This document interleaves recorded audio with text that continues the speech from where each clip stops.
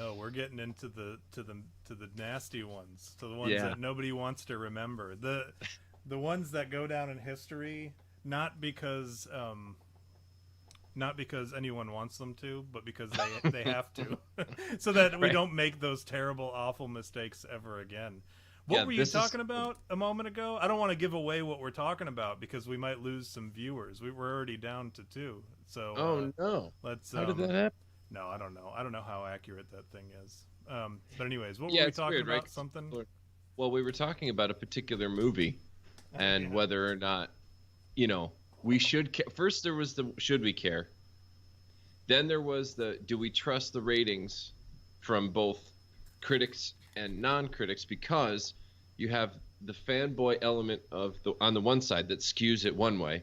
And then on the critic side, if they don't like it, the way they've been treating like the shitty Star Wars and Marvel and stuff like that, you go, well, that means it could be good. But then if you also look at how poorly they rate the DC movies of late, and then you go watch the DC movies, you're like, oh, well, that's kind of reasonable, actually. They're not very good. So you go, all right, how do I know what level of legitimacy am I really giving this this bullshit? So, yeah, and you said you had stuff you wanted to say about it. Well, yeah, you got to give us some background too about, because you're kind of giving some generalities about it. Yeah. And so like yesterday when I looked, Rotten Tomatoes had given it 50%. And so you're telling me that it's gone up since then, but originally 69, baby. Yeah, nice. and then the audience score was 420, if I recall. But these are the sort of sophomoric jokes that you'll come to enjoy on this show. These are the best I have. as if people in the audience don't. There's like only people that we know very like closely. But yeah, it was.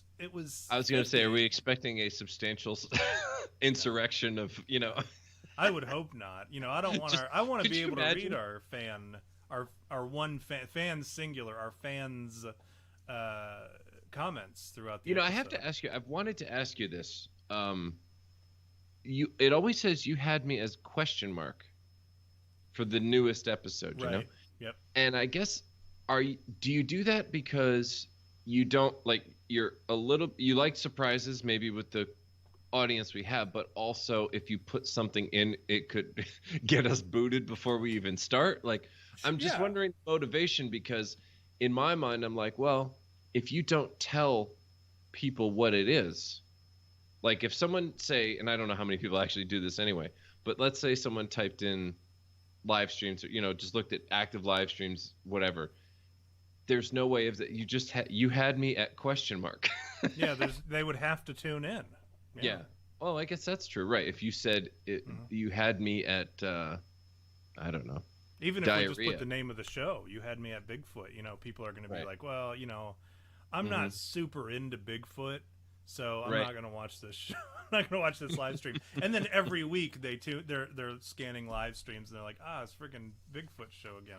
I am not interested in Bigfoot, and I don't know how to. How much could they possibly have to say about that guy? I mean, come on, like, surely everything that's needed to have been said about Bigfoot has been said about Bigfoot, right? So, what are we going to bring to the table? But yeah, like you said, it's now at 69%. This movie that we're talking about, for anybody in the chat who's kind of like got a general idea of what we're talking about, I'm sure you've connected the dots. We're talking about Matrix Resurrections, which I loved. High res erections, am I right? Yeah, exactly. Those are 4K, 1080p, 1080 by 1080p. 480. It's like super letterbox. It's envelope box or envelope period. It's about the size of a Magnum condom. Yeah, I wouldn't know how big that is personally, because I don't wear condoms. So you thought I was going to be a small penis? No, I was waiting. I was like, wait, he's putting on a T for himself. Where's he going? That's what I do. Nice. Well, at the same time, I also will make small penis jokes about myself. So no, right. The Matrix, big fan of the series. Loved the original series. Well, I loved the first one. The second and the third, I could take it or leave it. I enjoy parts of each of those movies. And I think it's fun. It's a fun little story. I'm not crazy about the whole Zion arc. I could give a fuck about Zion. I was really into what goes on in the Matrix. Nothing magical happens in Zion. So I want to see the magical stuff that Neo can do in the Matrix, and the fighting and all that shit. And nobody really fights well in Zion. They rely heavily on diplomacy, right? Even in the end, it's and spoiler alert if you haven't watched all of the Matrix movies. In the end, it relies on diplomacy. It's not really about actual fucking fighting or whatever. Yeah. But Matrix 1 it's almost exclusively. I mean, you don't even hear really about Zion. I think somebody at one point says, "Oh, if you survive long enough, you might fucking you might find yourself in Zion or whatever. You might be able to see it or whatever." Yeah, it was like in passing, I think. Yeah, something like that. It's one of those things that like the two the mental health sisters or whatever, they wanted to talk about, but they had to like make sure that Matrix was a banger so that they could go on and tell the rest of the story. But now you've got Matrix Resurrections, which I personally, when I found out we were getting another Matrix, I was like, oh, cool, awesome, I'm excited about this. I love the series. But they're probably going to fuck it up. How do I know this? Because the Wachowski brothers are now the Wachowski sisters. That's the immediate, I could tell you, I'm like, I don't necessarily like watching things by women. So they were still like, in my mind, I was still like, well, maybe this is going to be a good movie because they're still men. There's no denying that.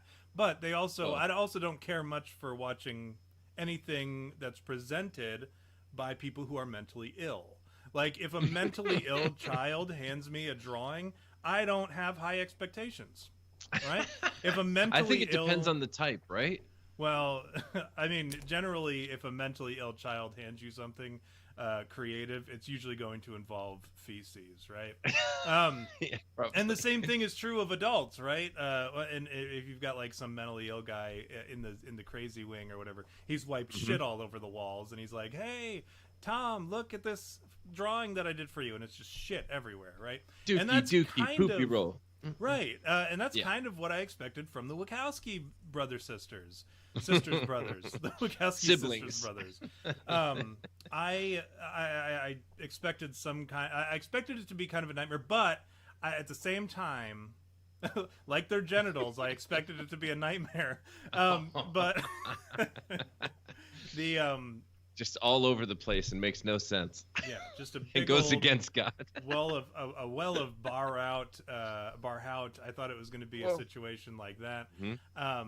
And it sucks you in. Yeah, and it's just packed with dead birds is what I thought the Matrix and Revolutions white snakes was going to be. Yeah, dead snakes and dead birds and all sorts of nastiness. But I held out hope because I thought, you know what? Does it cost me anything to hold out hope? And this is not like my after school. Dude, not unless you did like I did, which I have to admit, so I'm not savvy enough. I'm a bit boomerish when it comes to the internet and finding movies and TV shows for free. So I'm the guy who went, oh, HBO Max, they have all they have the whole Sopranos series, they have the whole Wire series, they have all these new movies coming out directly. Like, I wanted to see Dune, first of all. Just Dune was, my wife and I were like, all right, that's Dune. But of course that came out in like October, and HBO Max I got at like January or whatever. I was like, okay, well, there's a whole schedule worth of shit. It's going to be worth it. They got the Sopranos prequel coming out. They've got this, that, and the other, the new Suicide Squad, the whole thing. Yeah. And basically every single one sucked. Like month by month, like a movie would come out that was new, like say a Denzel movie with Jared Leto. All right, and the guy from Mr. Robot. All right, that sucked. Suicide Squad, James, whatever his name is there, the guy fond of pedo jokes. Travis, or no, not Travis. James Gunn. Jimmy Gunn. Gunn. There you go. Yeah. It was irreverent-ish, but just like there were too many characters that kind of sucked, right? And then you just keep going, and then Dune was awesome. But then I was like, all right, I've paid $15 a month. This thing doesn't even work on my television. What? dude, it glitches out all the time. It would short out and just restart itself, or shut itself down. I barely ever could watch. If it was after like say 9 p.m. on a weekday, I could watch it. I got to watch game. I never had seen Game of Thrones, and I watched the series that way. Outside of that, could never see it. Like it just never worked. Oh, I'm gonna have someone watch the kids so my wife and I can watch Dune. It's already a 3-hour movie. It took us 3 restarts. Okay, you know what I mean? Yeah. And so I finally said, you know what? Fuck this. I'm not gonna keep paying. It was the most expensive one that I have for like the apps and everything. So I deleted it.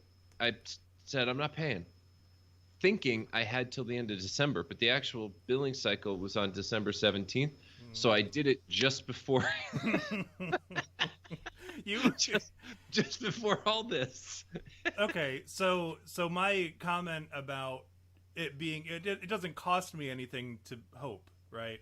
And right. that was I was going to go into a whole thing about like an after school special, like guys, it doesn't cost you anything to have hope. Right? And that could be like a motivational speech on the battlefield or whatever. Dude, up we against, got one coming. You're probably going to need it. Yeah. 10-1 odds, the general gets out there and he's like, hey, listen up, troops. Hope is free, or whatever. I'm not a motivational yeah. speaker, but he could do it.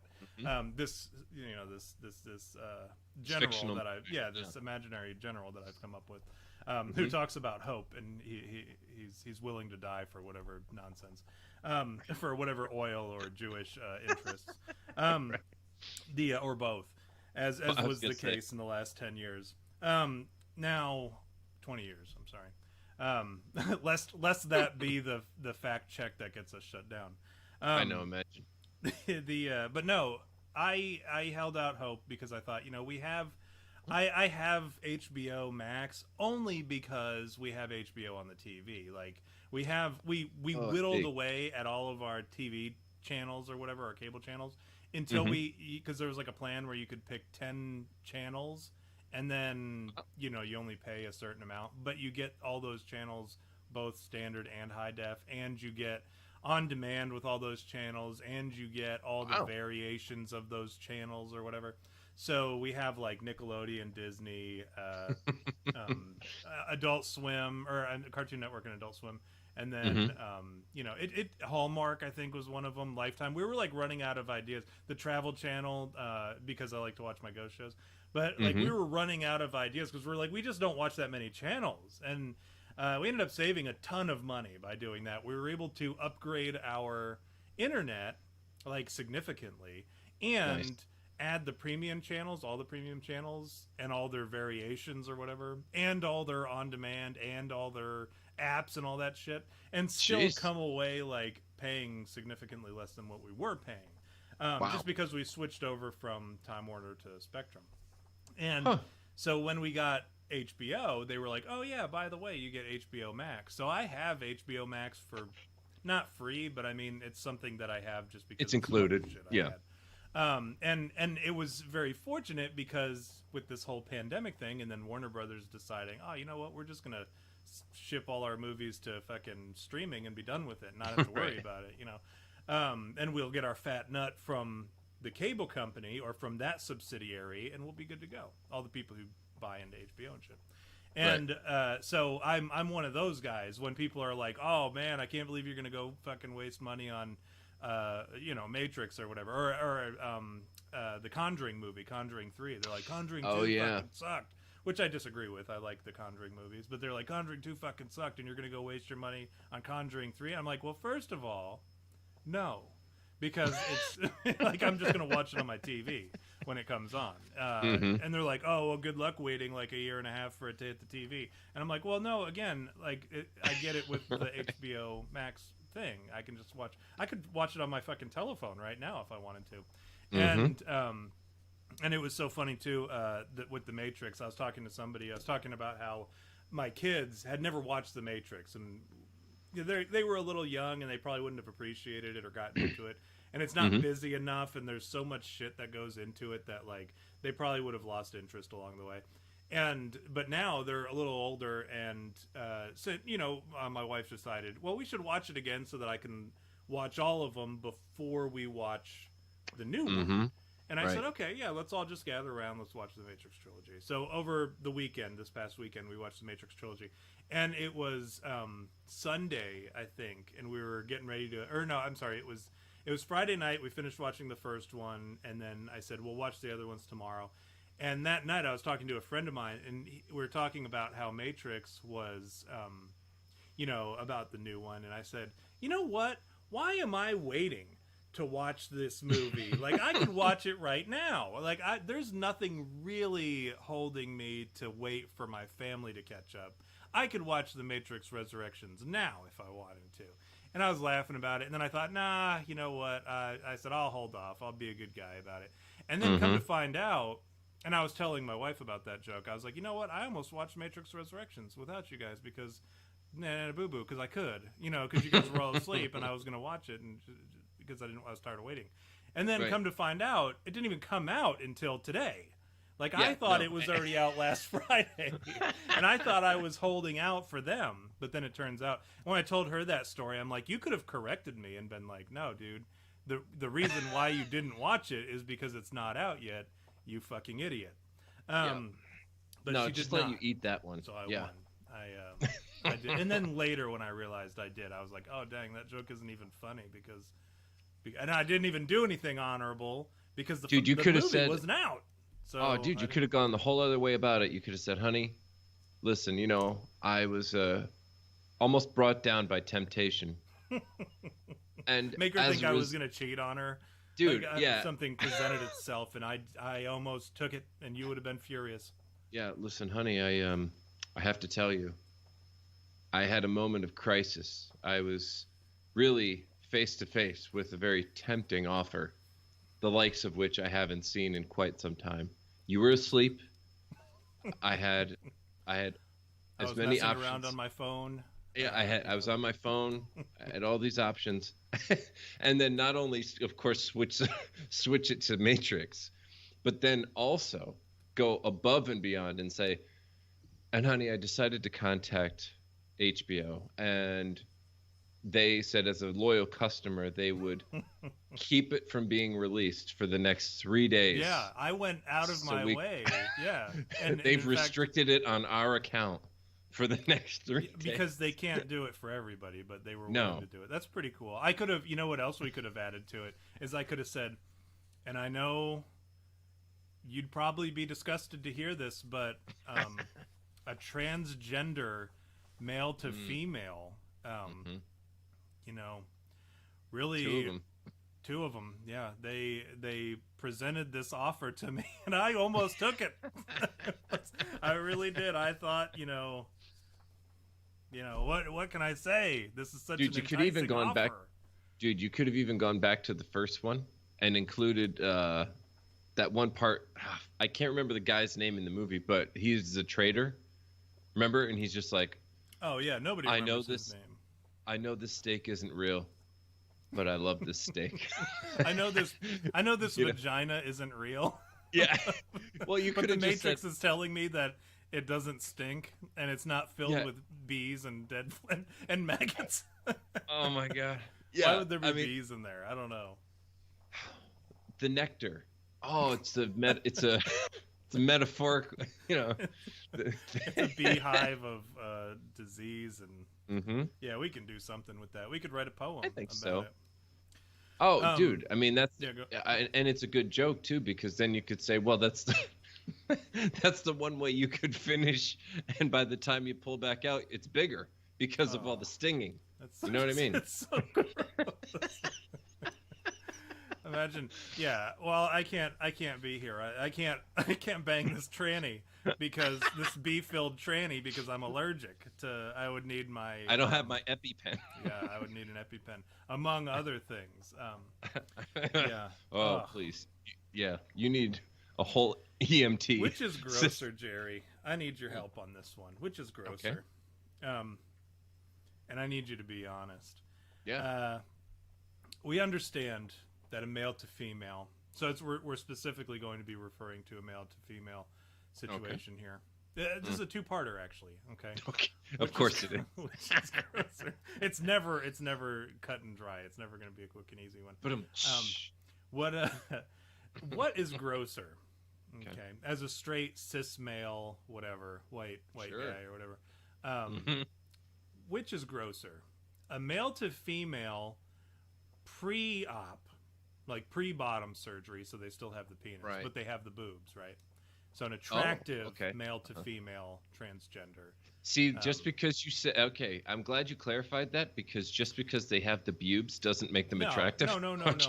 So, they've got to be passable, right? Okay, so we're I talking believe about they're like let's say a called Blair traps, White type situation. right? Yes. Yeah. Yeah. So ones that can trick you, all right? Yes. Ones that like, well, in James's case, right? It was not a trap. It was a, whatever. He was going to do it anyways. He would have done it if they had a mustache. But they,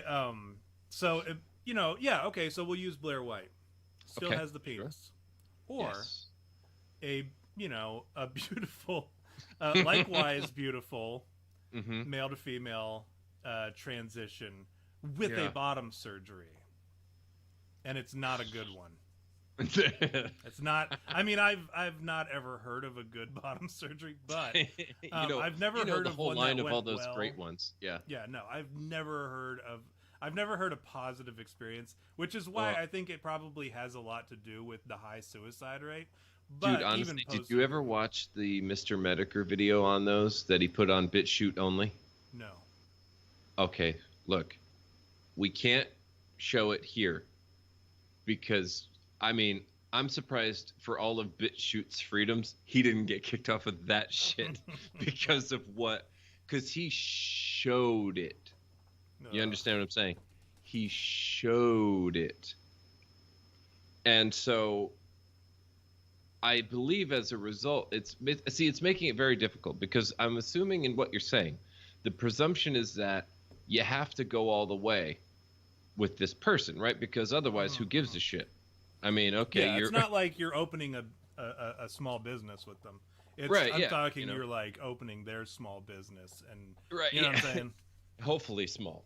I mean, if it was worn out by the time you get there, then what was the point of all this? But so and you also wouldn't want them to be driving your car. Caitlyn No. Jenner killed somebody. Oh gosh, no. Caitlyn Jenner killed somebody. Caitlyn Jenner killed somebody. So did Barbara So anyway, Bush. Sorry. Yeah, but wait. Who did? Barbara Bush? Barbara Bush killed Yeah, but somebody?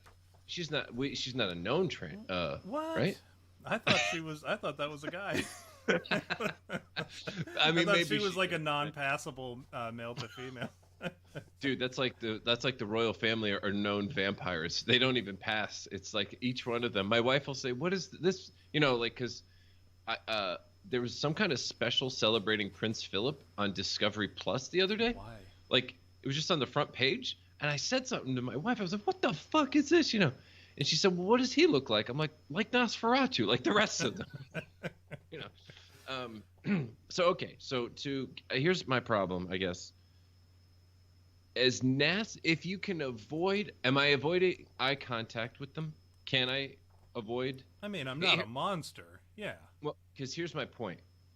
If it's just look face down on the bed, you don't see that stuff, then I have to go with the nasty post-op because you're gonna put it probably in the Deuces Wild slot anyhow. And if you do, then you don't have the ball sack and penis slapping your balls. Yeah. Because I have to admit, if I never see, you know, the goods of the new, you know, well of Beirut, then Barhout, I believe it's pronounced. Barhout, excuse me, then Wendigo.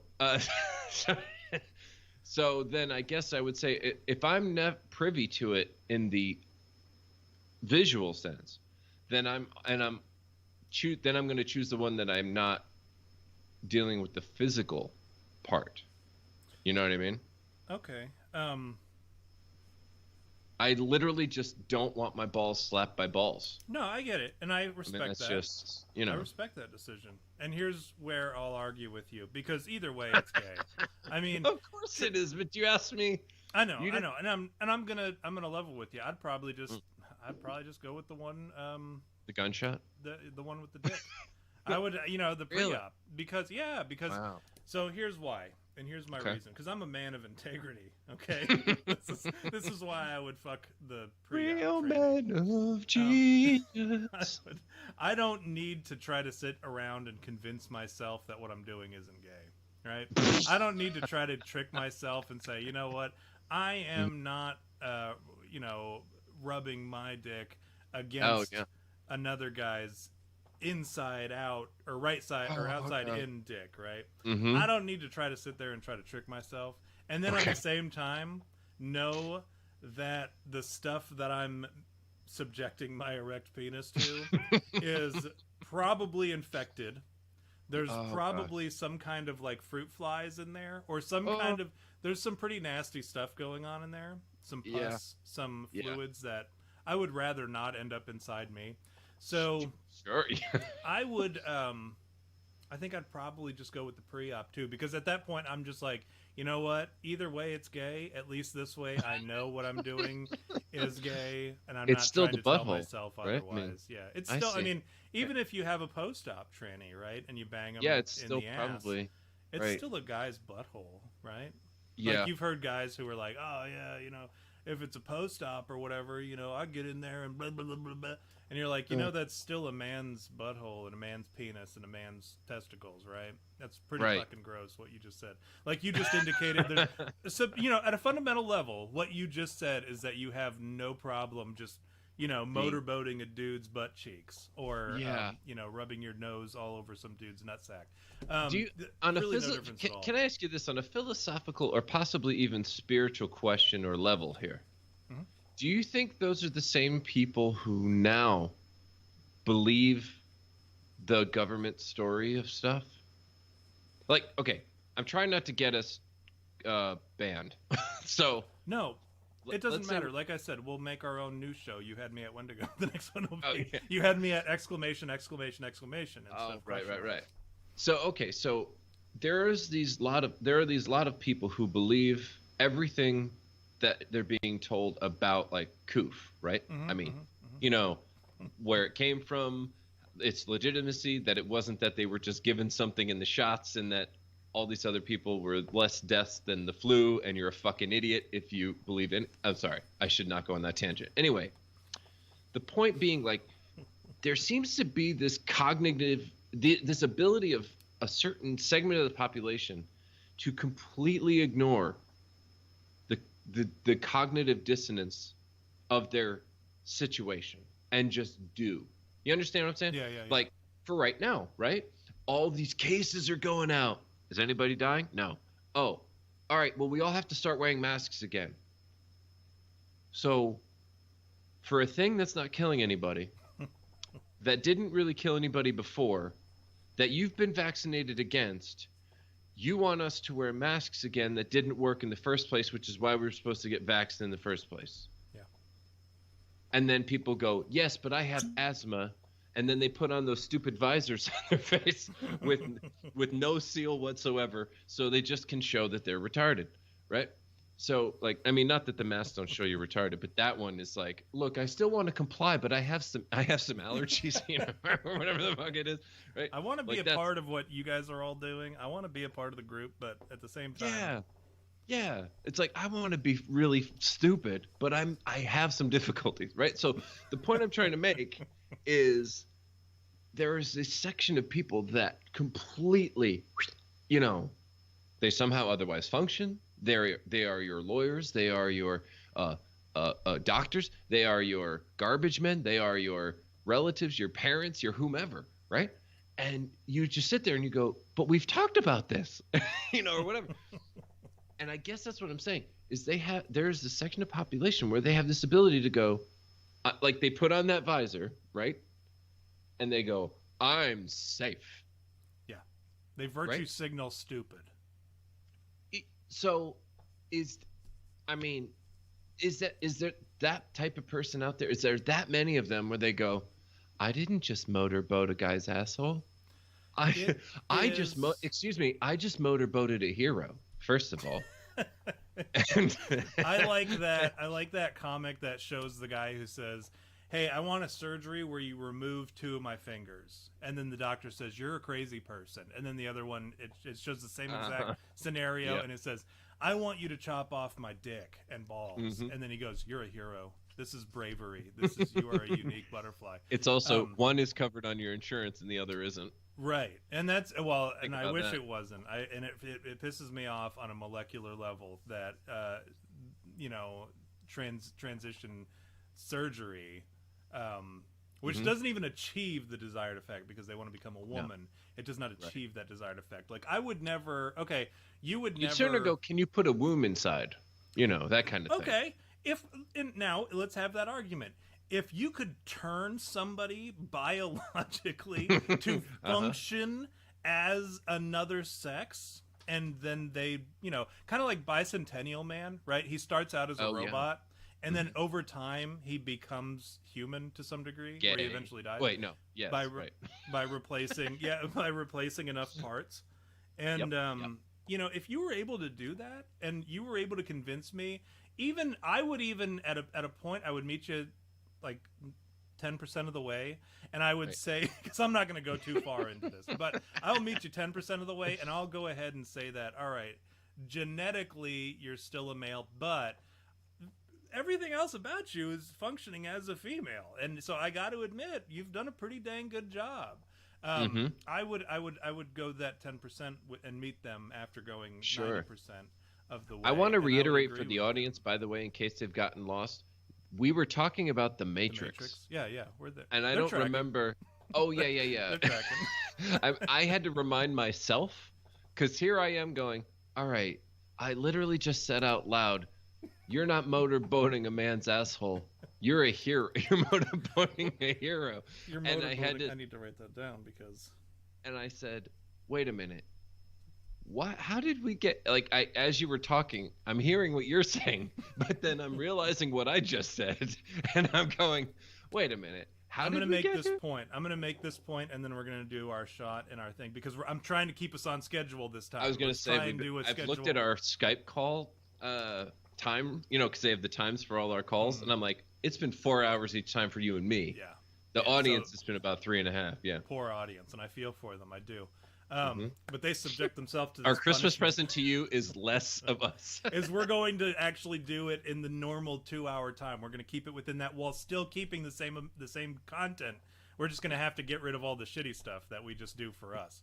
The us jokes, the us David Tell. All right, jokes. The show's over. Thanks everybody. And that's it. And you're done, and then you can go on about your day. You can do all sorts of cool stuff. Not watching us, right? And that's the other cool stuff that you do. So what I will say is this: I think a lot of people, and 10%. This is true in everything, everything that, and every part of your life, you'll see it everywhere. Is people will there's a quote from Rick and Morty, and I hate to quote Rick and Morty because it's kind of like a cliche nerd kind of like the sort of people that quote Rick and Morty are kind of like I will fags. refer to you as a Spurg for the next 2 minutes. I appreciate that. I'd rather you didn't, but I appreciate it only being 2 minutes. He says at one point, and I quoted Rick and Morty in my seminary in a paper that I did, and I actually cited the episode and everything in APA format. But there's a line where he says, Rick says that there's no such thing as good and evil, and then it's Christian Slater? No, not Christian. Yeah, Christian Slater. He does the voice for the guy who's a superhero. He says, "Yeah, I kind of get the feeling that Rick needs that to be the case." So when you'll see a lot of people will say, "No, that's not how this is," or "Yes, this is how such and such is," or whatever.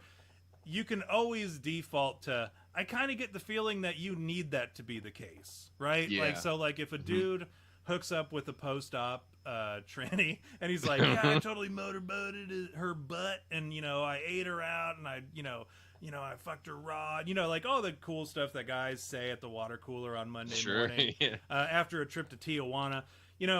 That's you're gonna hear all that stuff from a guy who perhaps even knows that it was a transgender, and they're just going to stick with that notion that nope, at that point you believe wholeheartedly that male to female transgenders are in fact females for the same reason that transgenders transition, because they're gay and they want to be fucked in the butt, but they don't want to be gay, right? They don't want to be called gay, so they're like, no, hold up, I'm not gay. Somebody who looks just like me, I'm not gay, I'm actually a woman. So when I have a guy come in my mouth, that's not gay. that's totally acceptable. Also, so that's who hasn't needed a ride home that badly before? Right. But that's not even sexual. That's survival. Not me. I'm and then publicly you hear that from somebody, and then you go, "You live right over there." I mean, I can see your house is right there. Well, I'm still gonna hitch a ride, and I need this ride right now, Jerry. Don't take this away from me. I mean, he offered. What am I gonna do? Yeah, what am I gonna do? I asked, and he said yes, and I'm gonna turn his yes down now. No. Yeah, I mean, it's cold out, Jerry, so I gotta. All right, so we live in Arizona. All right. It's daytime. Well, it gets cold at night. It's 2 p.m. Yes, but by the time I get home. No, we just said you live over there. We're just running circles now at this point. All right, so welcome in the chat. We have J-Dubs, J-Coob, Mike in Manitoba. J-Dubs, I do have to say, he was the first, and I know I make a big deal when other people are first, so I will make a big deal. J-Dubs was first. Mike in Manitoba, FBI guy in the chat who I have a suspicion it was J-Coob. Joseph Byrer, not Jimmy, and Megabit Banshee, and Don Trout. Who even just said, I always watch. That's the way to go about it. When, you're not... Yeah, I mean, if you're, like, so uptight, I get it. Like, there are a lot of people who are really uptight about not wanting to blow a guy. And I appreciate that. I accept that. And I would never judge you for that, Don Trout. I'll turn this around on you real quick. So what are we cheersing to? To the Matrix getting a 69? To the transition, to the successful transition of Lana Wachowski from actually pretty decent movie maker to a fucking terrible movie maker. To outright shitty movies. Yeah. Well, cheers to that. Cheers.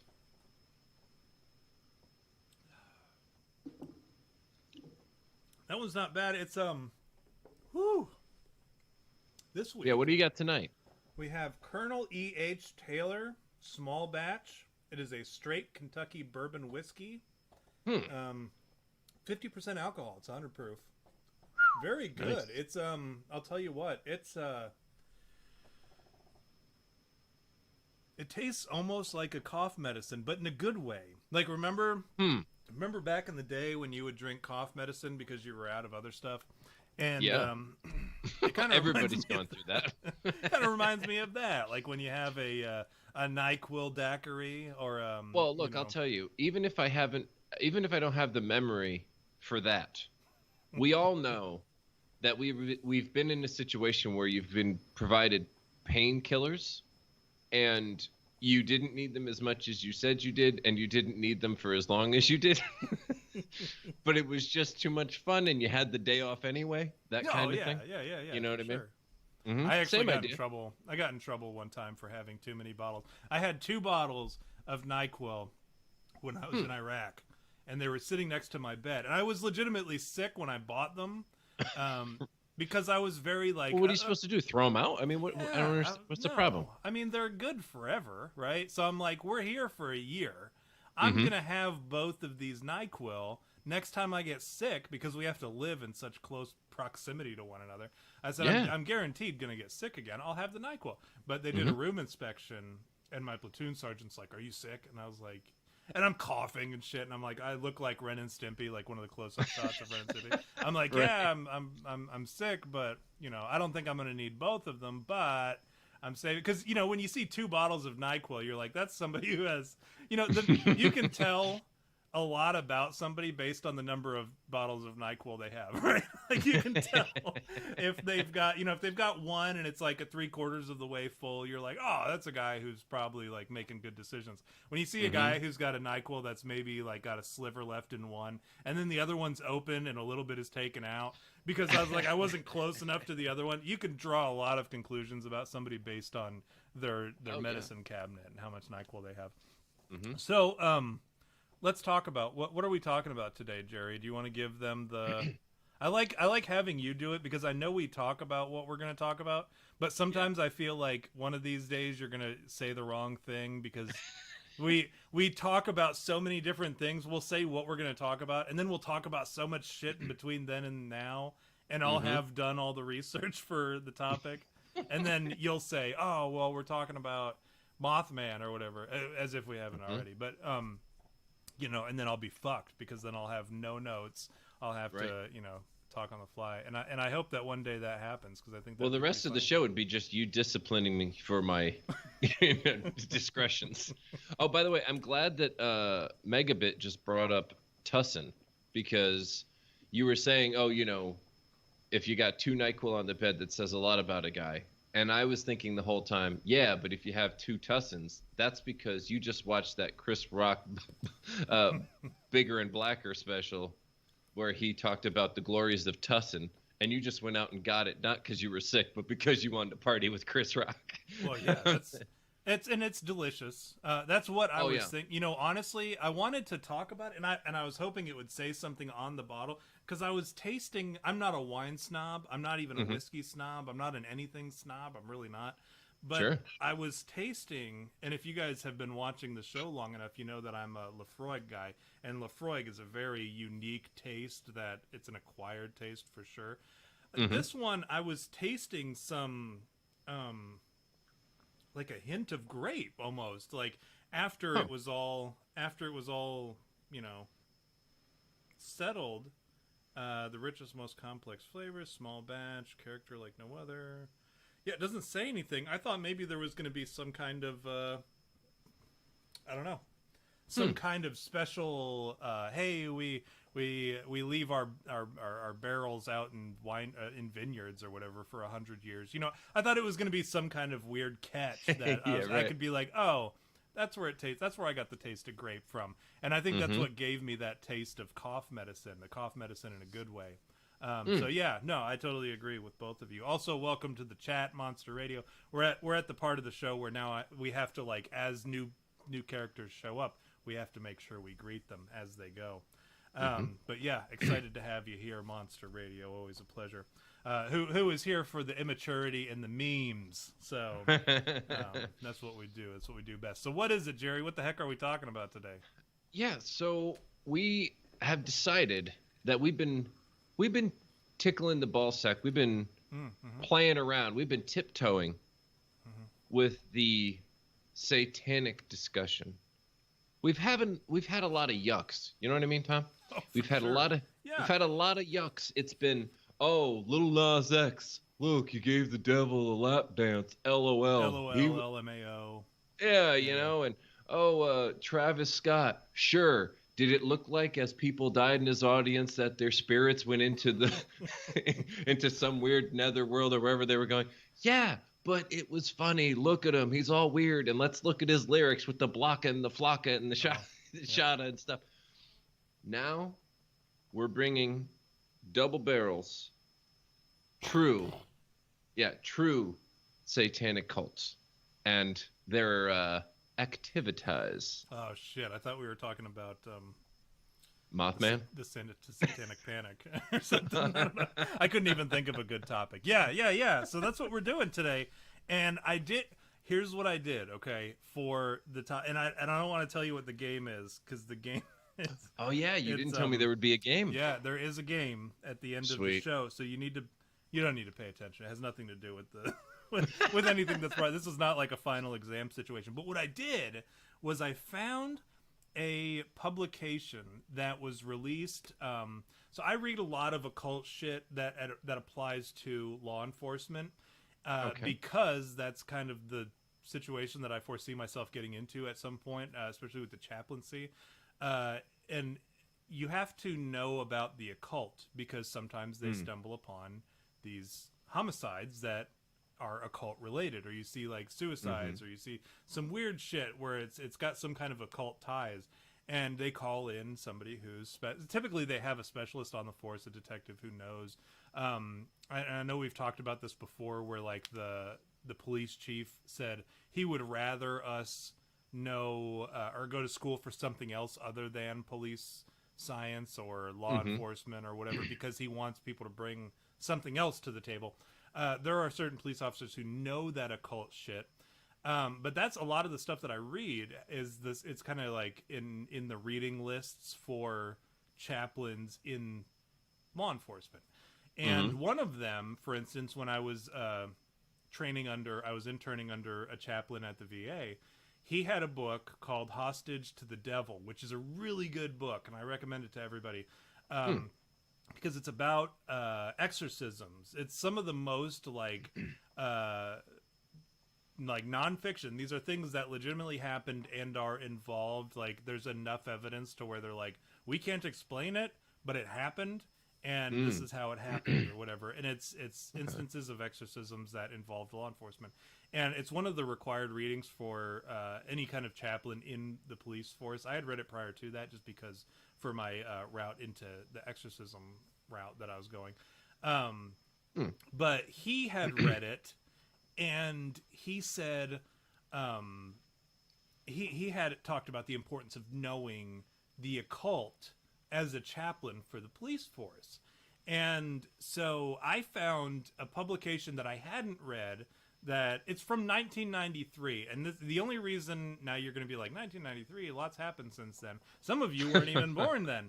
1993, I was 8 years old actually. And hi, welcome to the chat, Critter Me Timbers. Always a pleasure to have Critter Me Timbers, my favorite lady fan. So Woohoo. this 1993, this publication came out where a guy, and his name, it's called Satanic Cult Awareness, and it was written by Galen W. Hurst, he's a PhD, and Robert L. Marsh. And what they did was they compiled just like all the literature and all the studies, all the investigations from places such as, I'm going to give you the contributors, Tiffin, Ohio PD, detective in San Francisco PD, lieutenant in Boise, Idaho PD, a sergeant in San Diego PD, Beaumont, California PD, and the U.S. Defense Investigative Service. And it was added to the National Criminal Justice Reference System. This is a legit document, right? Yeah. And so what they did was they compiled all this stuff, and this is right on the heels of it's right after the Satanic Panic kind of like came to an end, because 93, the Satanic Panic was kind of ending, and we're going to get into that later in this series. But this is right after the Satanic Panic. So you're going to hear a lot of stuff that relates to, again, this is from law enforcement, this is from PhD, this is from academia, the actual occult shit that happened during the Satanic Panic. Not the hysteria around it, but the verifiable, proven stuff that happened in the Satanic Panic. And I'm really excited because some of the stuff is really juicy, and I know some of it is going to make I know it's going to make you uncomfortable, Jerry. So that's one of the big things that I'm excited about. But we're going to talk about things like the Satanic Panic recruiters, the Satanic Cult recruiters, what they would do, who they go after, how they compel people to join, the types of torture and abuse. That's a big part of the episode. So any of you who are like excited about hearing about torture and abuse, know this. It's a big part of the episode. Signs and symptoms that your son or daughter might be a pagan or a Satanist. What to do if your family joins a satanic cult. Criminal activity involved with it. Voodoo cults. That was a fun one that I got into. And then human sacrifice in the modern world. And then we'll get into the game. So that's why I want to keep us on schedule, because I was going to say, that's a lot. Holy crap. I know, at about 9:30 we're going to have to switch. Well, maybe 9:40. Just to give us enough time, okay? So what who do you think they go after, Jerry, when they go after satanic cult recruiters? I was a recruiter for the Army for a while, so I feel like a kindred spirit with these satanic cult recruiters. Okay. Who do you think they're going after? Like, what do you think the process is? Talk to me. Yeah, I think, loner types, people who don't necessarily fit in, maybe younger, a bit more open to influence, and maybe even people like there's that guy who always goes to the Orange Julius, and it's always during the day, and it doesn't look like he's washed, and it doesn't look like he washed yesterday, and it's 100-degree weather, and he's still got that leather jacket on. Oh, okay. He's got a coat. I was gonna say he's got a coat. Yeah, I know. Right, he's got a coat. That guy, also. And for women, I'd imagine they go after women again who are a bit ostracized or don't exactly fit the mold or whatever. Because I think, isn't there something about the psychology of women where they're a bit more easy, like they go along with things a bit easier or something like that? I believe is one of the sort of traits of women. They get on to get along kind of thing. And it's like, if you could just, yeah. So if you just get a woman who exudes that quite a bit, then you can, let's do this, right? You give them a mission, you have purpose. You pretty much knocked it out of the park in all avenues. Yeah. Why? Can I ask why you're black and white now? Did you do that? Yeah, I don't know something. Okay. I don't know what the hell's happening. I bought this new camera because Don told me I looked like and it's true. I certainly knew it already, but he said, yeah, you look like you're in like a 80s like soap opera with that hue around your face and this and that. And I was like, yeah, I think I need a new camera. Like it was a $25 purchase at Walmart 10 years ago. So I bought one. And I'm like, well, I don't know. It's high quality. I'm talking 1080, 480K resolution. It looks good, but you're all of a sudden black and white. This is, I think this is a Skype issue. Could be. I'm going to see if you keep talking. I'll mess with this while you're, but I'm glad I got it all right. There you are. You're back. You've returned. Back? You're like Pleasantville. Okay. All of a sudden you got your color back. Wow. All right. You made out with another guy, and all of a sudden your color returned. That's what happens. The show, dude. The movie. Watch the breakdown of Pleasantville from Blackpilled, and it's probably going to change whatever point of view you have. Yeah, well, because I saw it. I saw the movie back when it came out, and I remember thinking, "Oh, this is. Yeah, I get it. It's quite nice, And then you watch it these years later, and he provides like the context and social commentary aspect of this and all that, and you go, "Oh shit, really?" Yeah, there's a lot. Usually in movies, there's a lot more going on than what we would know. I'm a popcorn movie guy. I just want to watch. I don't need to think about. That's why V and I, whenever we'd watch a movie, we'd watch the same movie, and we would take from it two totally different things. Like I would just be like, I really liked when Vin Diesel jumped from one car onto another car. I thought that was pretty fucking cool. And then he's like, well, did you notice how? And then he'll get into like the real, like what was really going on or whatever. And like the metaphorical shit. And I consider myself to be something of like a literary, like I'm like an English teacher in that I'm always like, well, what it really meant was in sort of things. But as far as movies go, no. I just want it to be really colorful, and I want there to be a lot of noise and stuff going on. But yeah, you knocked it out of the park there. Sweet. They seek out young, impressionable, and also people in the chat were also saying stuff. I know Critter Me Timber said poorer kids, bad home environments. Megabit said they're more fanatic. And Don Trout said that Satan's playing with you, and that's why your color disappeared. Yeah. And Mike said, I made you blush. So it wasn't this part of the conversation. It was probably the other part. Yeah, it was when I forced you to admit that you would fuck a guy. But no, they seek out the young, impressionable, and troubled potential recruits. They invite them to discuss. Now, this is really great. When I was a recruiter, I used to take my recruiters. When I was a station commander, when I took control of a couple, I had a smaller station and a bigger station. When I took over a bigger station, I had to like actually train these recruiters, like these brand new recruiters, and it was a little bit. I had to be more efficient and more effective with it. So what I would do is I would take them to other salesmen, And this was my way of teaching them. I would say, all right, we're going to talk to this guy. We'll talk to this guy. Car salesman would try to sell us on some shit. Yep. Multi-level marketing guy would try to sell us on some bullshit. And we'd sit there and we'd listen to him. And at the end, we'd say, hey, no thanks. You know, I'm out of here. We'd bounce. And I took one to a Scientology, or a Church of Scientology one time. And they tried to sell us on Scientology. And he sat down and we listened to the whole pitch. And when we left, he said, why would you take me here? And I said, what did you hear in his pitch that you liked? And he said, well, this, and this. And I said, add it to your Army interview. Add it to your pitch. What did you hear that you didn't like? And he said, this, and this. And I said, do you do that in yours? And he said, well, sort of. And I said, take it out. Scrap it. Because now you've gotten to see from the other person's perspective what you're doing to other people. Shape your Army interview based on these other guys that we're meeting. So what they would do is so a lot of these tactics, right? Oh, I'm sorry. And what I wanted to do was I said I would love to meet a drug dealer and find out how they convince people. I want to meet that silver-tongued, slick-back hair, you know, like real good drug dealer who's selling crystal meth.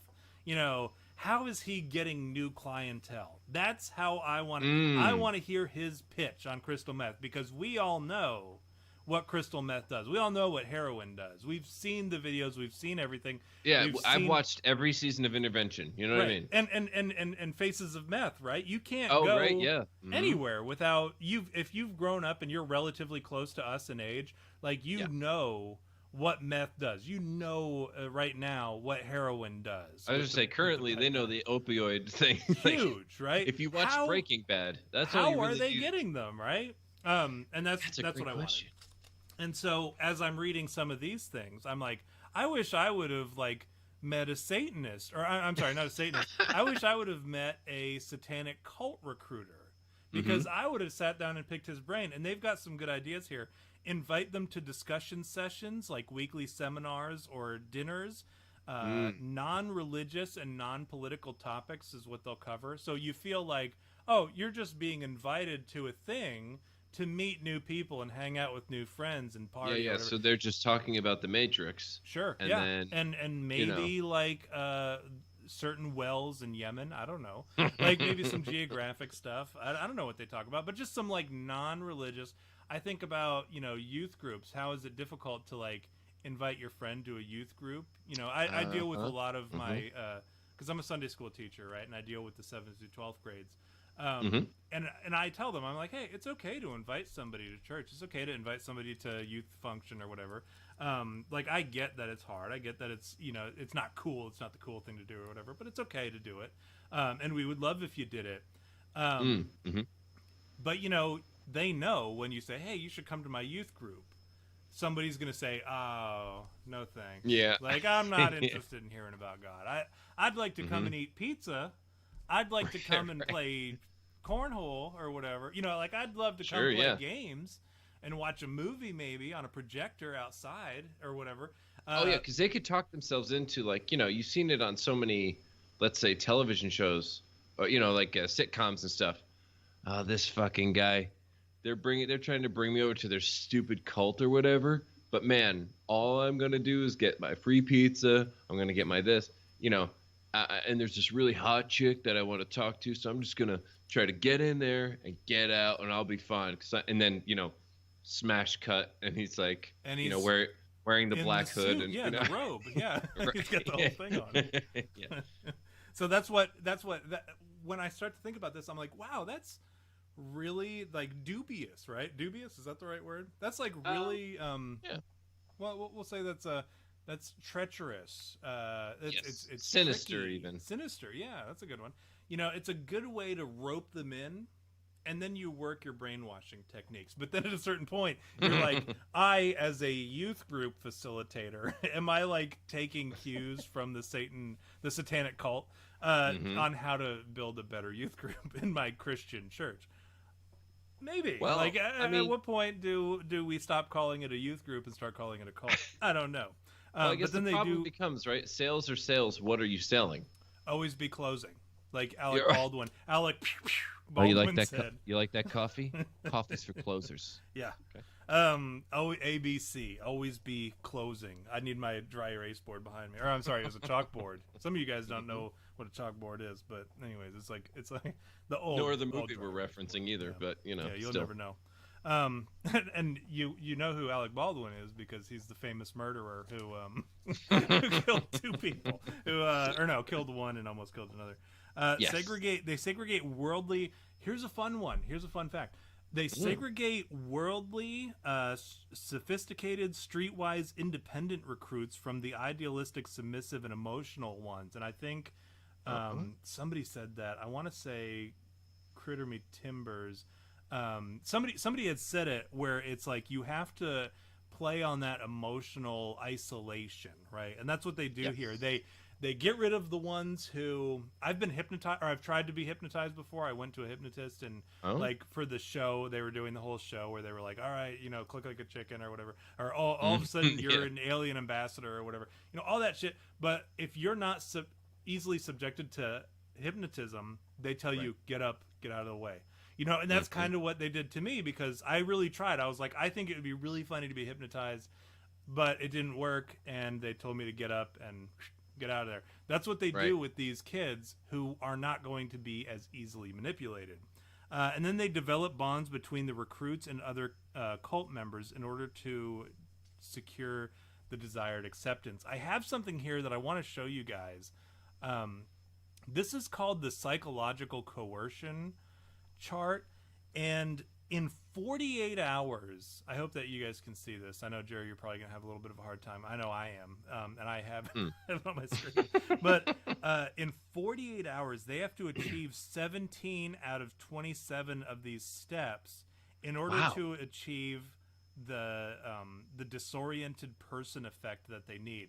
And you'll see that it's got stuff like low food intake. I mean, this is basically like just beating down on the guy until they are, unable to function at the normal level. I was going to see if I can pull it up, but I'm going to leave it open just for a few seconds so that if people want to read it, they can. Well, dude, just to reiterate, I guess, or to expand on what you're saying or confirm it, I've had situations where, like, somehow my subconscious is still able to fight it off or whatever.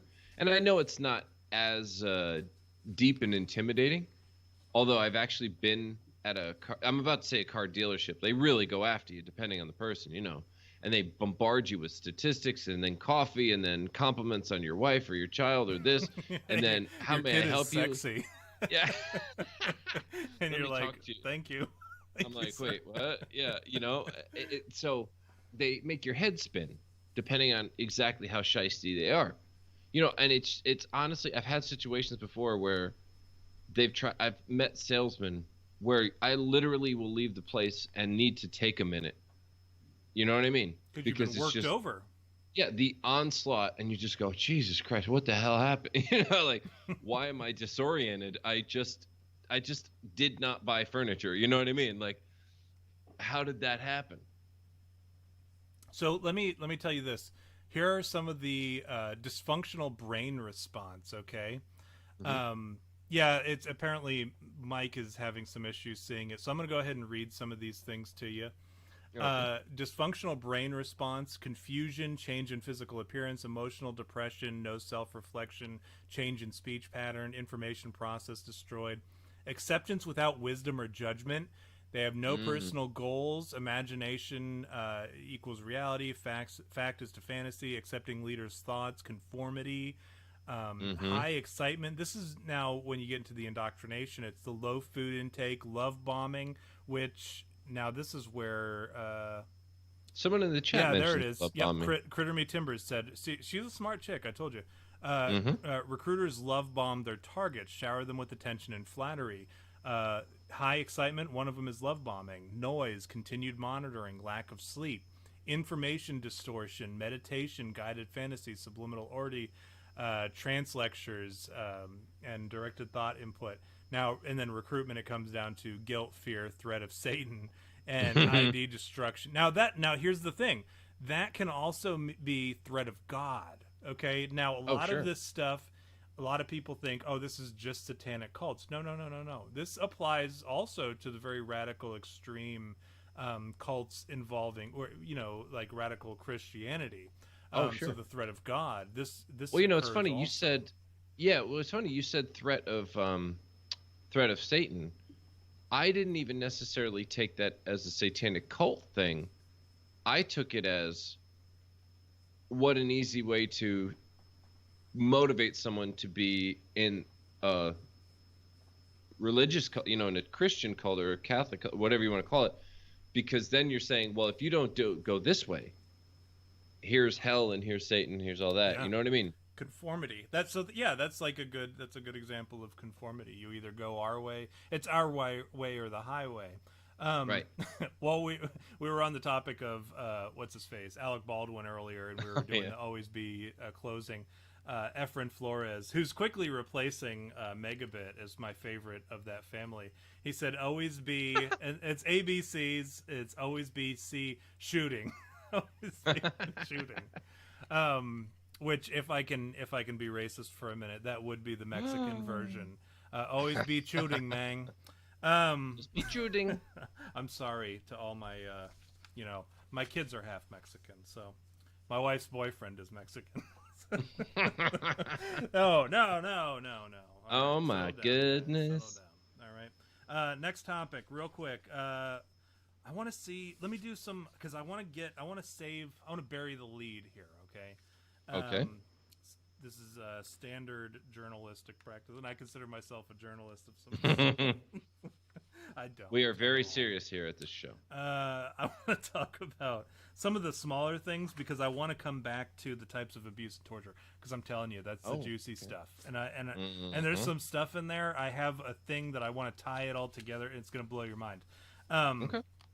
What you know what? I'm not even worried about it. I don't really give a fuck if you know what to do if your family member joins a cult. Criminal activity. So here's something, and I pulled some of the interesting stuff. Can I answer that real quick though?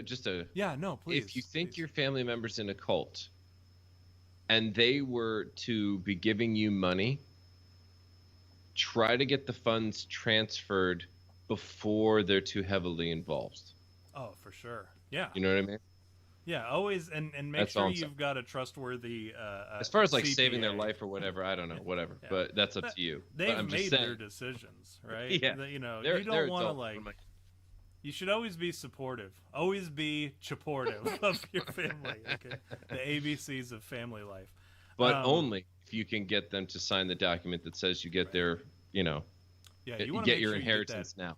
In hand. If not, then you're like, oh fuck! Now I got to spend all this money saving you.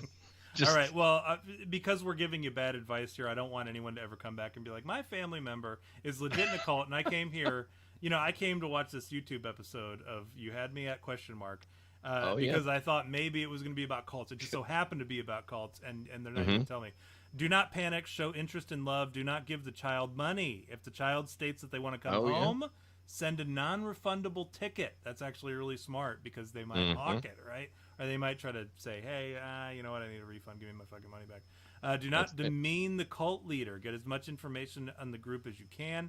Seek internal support from other family members. Seek outside help from professionals who are aware of the cult phenomena, including teachers, mental health, and clergy. So that's kind of what I was talking about at the beginning with when you've got the chaplains and shit who we have to know about the occult in order to, and most people, you know what, here's the funny thing, if you ask your local clergy, most of them won't know shit about the occult because it's, and if you want to know why, here's the true answer, it's because it's scary and they just don't want to. So here's the thing about and because I'm in a seminary right now. I've been in the occult world, I've been in the ministry world for a while now. I'm now in the a Master of Divinity seminary program with people who are going to go out and become pastors, missionaries, various different. Some very few have I seen who want to be chaplains. So few. Like I've met maybe 2 out of hundreds. Okay. But then as far as anybody who wants to know more about the occult, 0 out of all of them. because and when I say I'm like, hey, this is what I do, all of a sudden, because I'll sit at the back of the room, and that's just the PTSD in me, because I don't ever want to be like, like at a disadvantage if somebody comes in or whatever.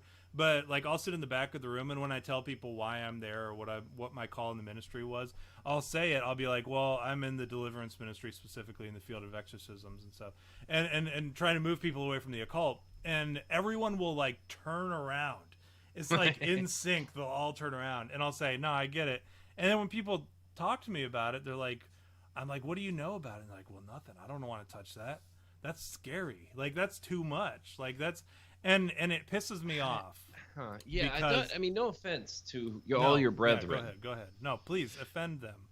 Well, it just sounds to me like, okay, not to be any kind of way, but you could take the Bible, you could take whatever spiritual book, whatever book you want to find God, or online, you could find YouTube sermons, you could do all kinds of ways to find God to you.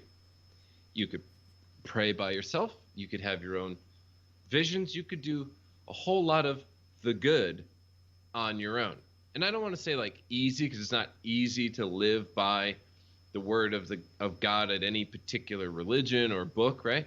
But at least it's all right. Here's an instruction manual, so to speak. And outside of a few questions you might have about like, all right, did they really mean this, or is this like an interpretive thing, right? Other than that, like the other half of it is, no, I'm supposed to be kind of like your here on earth spiritual Saint Michael the Archangel and help you fight off the devil, the evils of the world, or whatever you want, however you want to describe it. So why would you? I guess that'd be like signing up to be a cop, but only the cop who like does traffic duty. Yeah, like if you remember that movie The Other Guys with Will Ferrell and and Mark Wahlberg. Mark. Yeah, like Will Ferrell was the behind the desk guy doing all the auditing and time sheets or whatever the hell he was doing, but still considered a cop. And it's like, well, why did you become a cop to just do that when you could be going out and like taking down, I don't know, international robbers or pedophile rings or whatever you're trying to do. Right. And to me, it just seems like the same thing. Why would you take the desk job of the spiritual world, I guess? So you're right where I was going with it when I said, and it pisses me off. I was going to go right into that same tirade because I watched a video or a movie called it was a documentary about the best exorcist in the world or whatever. It's a Netflix documentary, I think. And it's I forget his name, but he's a Catholic exorcist and he's done like countless exorcisms or whatever. But he's like the shit at them as far as the Catholic faith goes. I don't necessarily like agree with any of the Catholic exorcism stuff, but he's like the guy who Catholic priests and Catholic exorcists look up to. Okay. And so in this video in this documentary, there was a guy who they interviewed in California. He's a bishop and he is an exorcist. So there's an exorcist per every diocese, right? So if there's an issue where they need to hire or they need to have an exorcist come in, there's an exorcist per diocese, which covers however much. It's kind of like, I don't know how to describe it, but like for every X amount of people in the population, there's X amount of churches, and for every X amount of churches, there is one diocese, right? And so that bishop. So you're really tapering the availability down. Right. So he's the guy who, if there's an issue in any of those parishes under his charge, he has to go, and he's the exorcist for that. And so there was one who he happened to be a bishop, and he said, I don't know that I would be able to handle an exorcism in which I was forced to deal with the devil. If I had to actually see the devil face to face or interact with the devil head to head, I don't know that I could do it. And I said, then you need to fuck off. You need to get out of the ministry because you are ill prepared for what you are doing, and you are going to get somebody killed. And because I would imagine is weak, because if you are afraid of the devil, then you then your faith is weak. There's no other way to describe that. If you're afraid of, if you can't put your faith in God and say, if I'm up against the devil, I need your help, and I need to know that you're in my corner. If you're not in a position where you're like, I know if I face the devil and I know that God is in my corner. If you're not in that state of mind or state of spiritual discipline, then you are in the wrong profession. You're in the wrong position. And you're going to get somebody killed because at any given time, it could be the devil. Who knows? But anyways, I do want to, I want to keep moving with this because I don't want us to run out of time. I want to play the game. There's a real prize today, and I'm real excited about it. I'm gonna and just a quick point from Don. He asked if we were talking about Democrats. I think there's a tie, and you'll see in a minute when we get to the what do I call it? The torture and abuse. You'll see the connection there. Criminal activity, and you'll also see it here, as it were. The end of the world is predicted to be associated with the world war involving communism, and so a lot of these cults stockpile automatic weapons. A new world government must be established through violent revolution. Now, this is from 1993, by the way, all this shit that I'm sharing with you. So, I mean, this guy was ahead of his time. And all authority figures must be eliminated except for the cult leader. Natural family, doctors, psychiatrists, law enforcement personnel, etc. And so yeah, you see a lot you there. It's all sounding very familiar.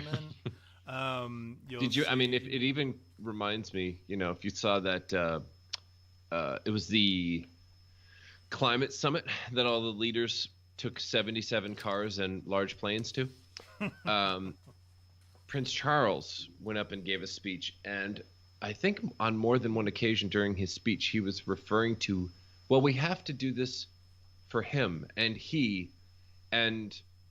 considering what he was saying establish global martial law to establish the green energy, blah blah blah, and basically make it so people couldn't work and people couldn't leave their homes and all these kinds of things just to save the planet and all that. And he kept saying we have to run it by him or we have to do it for him or something like that. And I just kept Greta. Well, all I could think was, you have to go back to the devil, do you? Yeah, he's got to check in. Yeah, just have to. I said the right thing, right? Yes, you did. I need to have like some kind of voice modulator.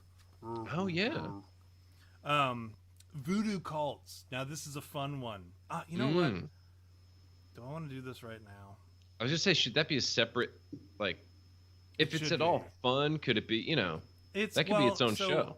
It could be, and a lot of this stuff, honestly, could be its own show. And we could even this Oh Hell No series might just last us until the implementation of the New World Order, and we're no longer allowed to be live streaming. But yeah, so voodoo cults. Now you got to remember that this publication that this guy did was for police officers so that they could recognize the issues or recognize crime scenes. Okay. Voodoo cults. We don't really need to talk about that. Symbols and drawings include fowls, dolls, saints, painted rocks, coins, involved in narcotics, murder, extortion, and occasional human sacrifice. Okay, so this is stuff like that applies. Okay, and then the Mariel boat lifts of the 1980s when refugees left Cuba for America, and they brought with them Cuban voodoo, which was actually like a bastardization or like they kind of did their own shit and made it their own based off of Haitian voodoo, right? Now, as far as human sacrifice goes, let's talk about that real quick, because a lot of people, I'm sure, are like, well, there's no such thing. That was a thing that happened thousands of years ago in the Aztecs, and, it happened thousands of years ago in this and that and the other. We haven't done human sacrifice in years. And to that I say, au contraire. Well, to that I would say, look around. But anyway. Well, even if we were trying, because I know you and I know a lot of our viewers, our regular viewers, would know that, and my mom still doesn't believe it as much as I tell her that it exists. A lot of people still don't want to believe that, look at how many people go missing and are never found every year in America. We are in the middle of this human trafficking epidemic, at least. It's a pandemic. We're at least becoming known about it, yeah. Yeah, we know that it's there, and even if you just look at the number of people who go missing and don't come back, because there's a difference, right? There's a lot of people who go missing, but they end up being found. Some of which are murdered, unfortunately. Some of them just never get found, and that number alone will terrify you. And I encourage you to look it up, because if I tell you, you're not going to believe me. But if you go and look it up yourself, you're going to see that the number of people who go missing every year in America and never are found, it will make you lose sleep at night. Now, I want to warn you all. It's more than how many licks you need to get to the center of a Tootsie Pop. I think somebody actually found the answer to that. We looked it up the other day, my sons and I. Oh, yeah. But so anyways, in the last 20 years alone, we'll just stick with the last 20 years alone, okay, just so that you know, as far as human sacrifice goes, I'm not talking about human trafficking. These are the cases that we know about, okay? And I want you to, in the back of your head, know that the number of people who go missing and are never found and are never determined to be like, people who naturally just disappeared because they wanted to get out of their lives and they wanted to go on and move, find something else. These are people who legitimately go missing and are missing, okay? I want you to think of that number being just like staggering while I talk about this. These are the ones that we know about, okay? In Calcutta, 2015, 10-year-old Thepa Karia, his head had been hacked off by an occult group called the Orcas, who buried it in a parched farmer's field in a ritual meant to summon the rain and save their shriveling crops. They did that. They killed the 10-year-old. See, now wait a minute. His head off and buried it in a field to bring rain. Which worked. I will say this for the Orcas, it worked. I was going to say, first of all, did it work? Secondly, yes, the other part is, well, if I remember, there was the lottery. That was a short story. That basically is exactly what you're talking about. And what was the last thing I was going to say? Damn it.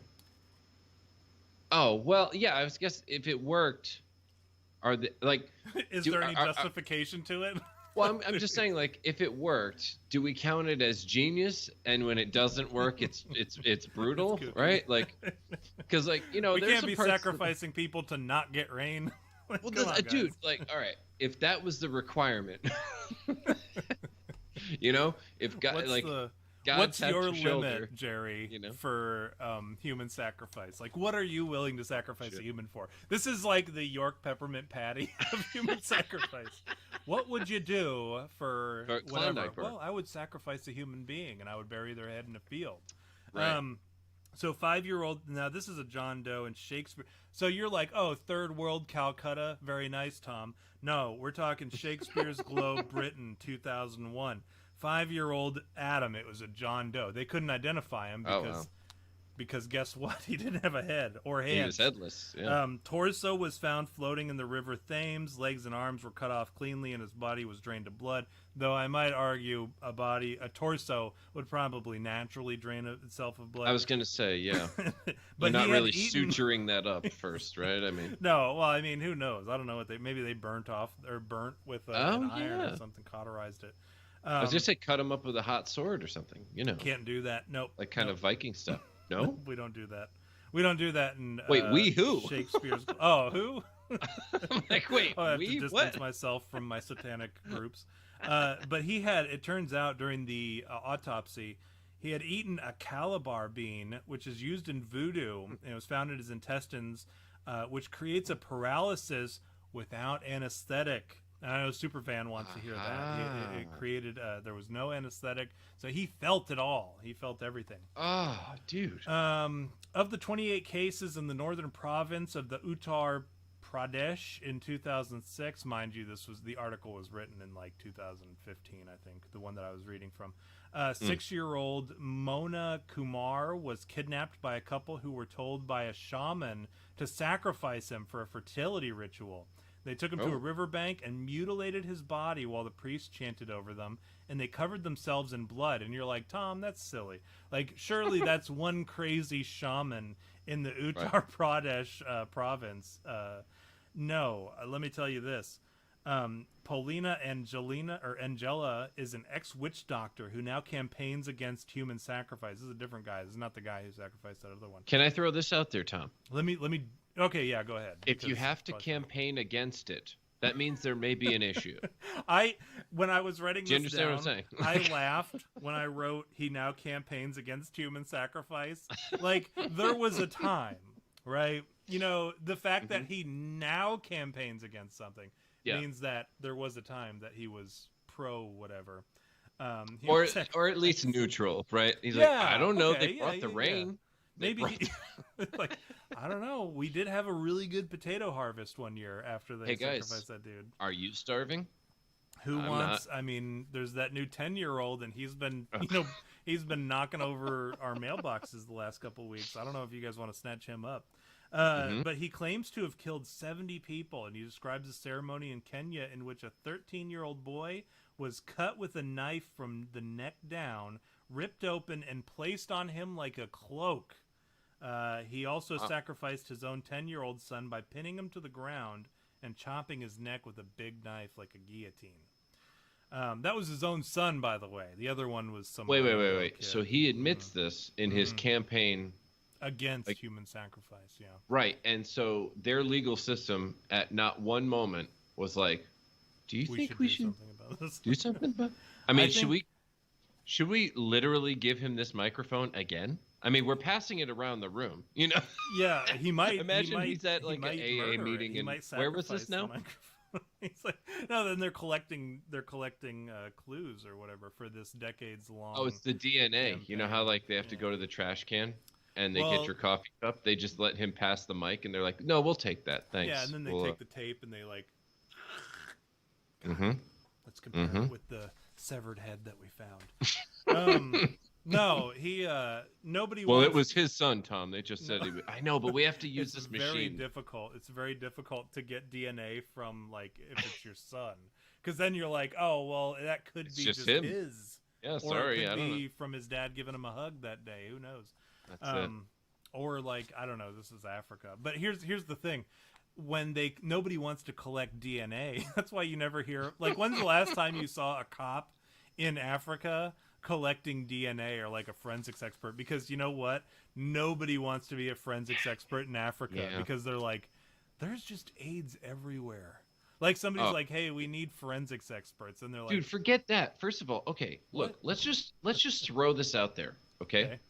You're trying to be a forensics expert and gather DNA in a society where you're investigating a guy who freely admits that's the easiest job in the world. Do you understand? No, well, not only is that the easiest job on the one hand, on the other hand, you go, okay, if that's the crime, who am I going to go talk to for assistance? Do you understand? Like when you go into these, like, you know, they have in certain parts of Africa where they literally gang rape women they think are lesbians because they think that'll make them straight. Well, yeah, they gotta fuck them straight.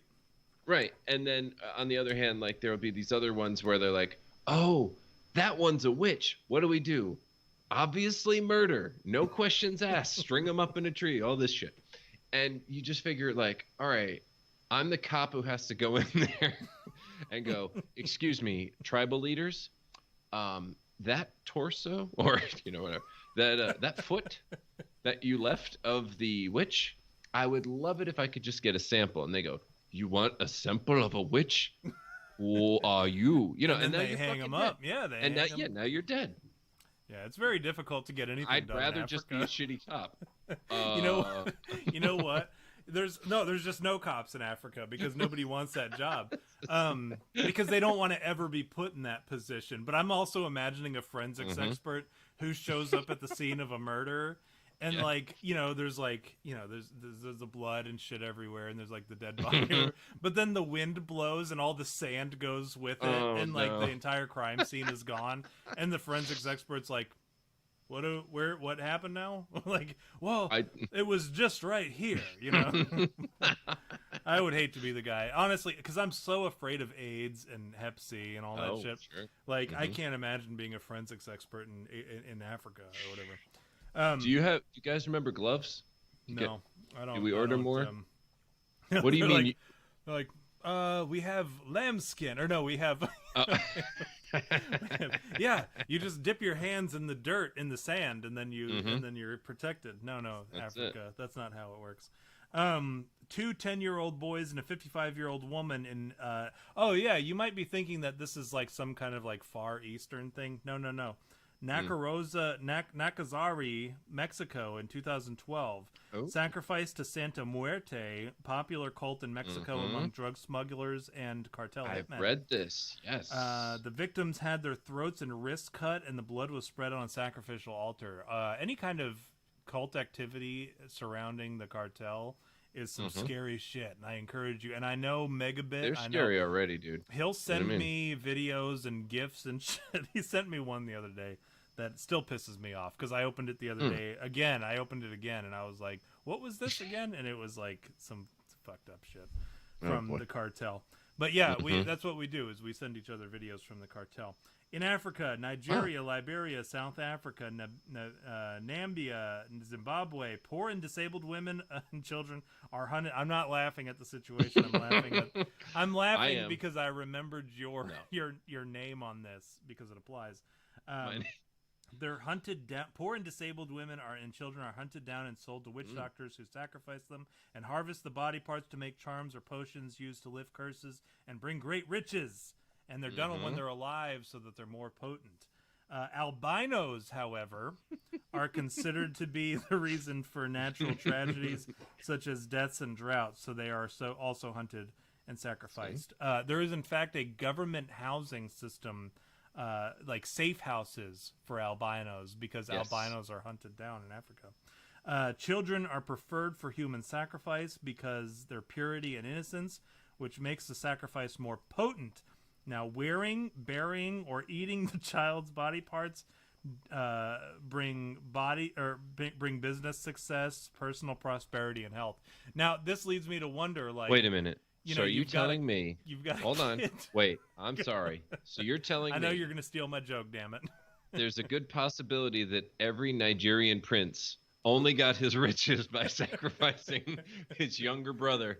I was going to say, if you ever show up to a business meeting with a wealthy African, and he's got like a child's hand resting on his shoulder, which, by the way, describes Elon Musk to a T. Right. He's wearing, like, next time you see Elon Musk, I don't know if you've ever noticed this, but he's wearing a necklace made of African child ears. Okay. Look very closely at his pictures, and you will see Elon Musk wears children. Ignore that he's busting Elizabeth Warren's balls, and look at the profile pic. Speaking of Matrix and transgenders, so let's get into abuse and torture. Are you ready for abuse and torture in the satanic cults? Yeah. Jerry. How about everybody else? Yeah. Everyone in the chat, let us know if you're ready to talk about torture and abuse, as if we haven't already talked about some gross shit. So give me an example of what you think. I'll let you pick. I'll let you be the dealer, right? Okay. What sort of torture do you think, Jerry, goes on in a satanic cult? Okay. Boy, torture, huh? Well, I would imagine. It's tough to say, it's hard. Well, there's so many options, aren't there? I mean, just start wherever your heart leads you. I'm gonna start with child abuse minimum, and then I'm trying to expound on the idea of torture, because if you're trying to mold this child or sacrifice them, I'm gonna need you to be more specific, Jerry. When you say child abuse, I need you to be a little more specific. All right, I'm gonna go with sacrifice, human and sacrifice, starvation. Well, okay. Of children. Let me see here. So here's what we'll do. Okay. Physical deprivation. Okay. Oh, no touching? Well, no, it says physical deprivation, Oh. disruption of sleep, starvation, and exposure to heat or cold. These are Mm-hmm. things that they will Okay. do to children who are born into, and also children who are, if a mother or a father is recruited into the cult, and then the Mm-hmm. child comes along with them. These Oh, children will be molded in, and this is where a lot of this torture. So a lot of this torture that you're going to hear about has to do with like what they'll do to children, which is why I asked you to be a little more specific. Unfortunately, most of the stuff you're going to hear is stuff that they do to children. But do you yeah, ever think like they have all these excuses? Oh, it's the purity, this and that. I kind of want to just call them out and be like, it's because they don't fight back as well. yeah, it's probably easier to to sacrifice a child than it is a grown man. Yeah, it's like you're gonna sure. sit here and be like, oh, the purity, this and that.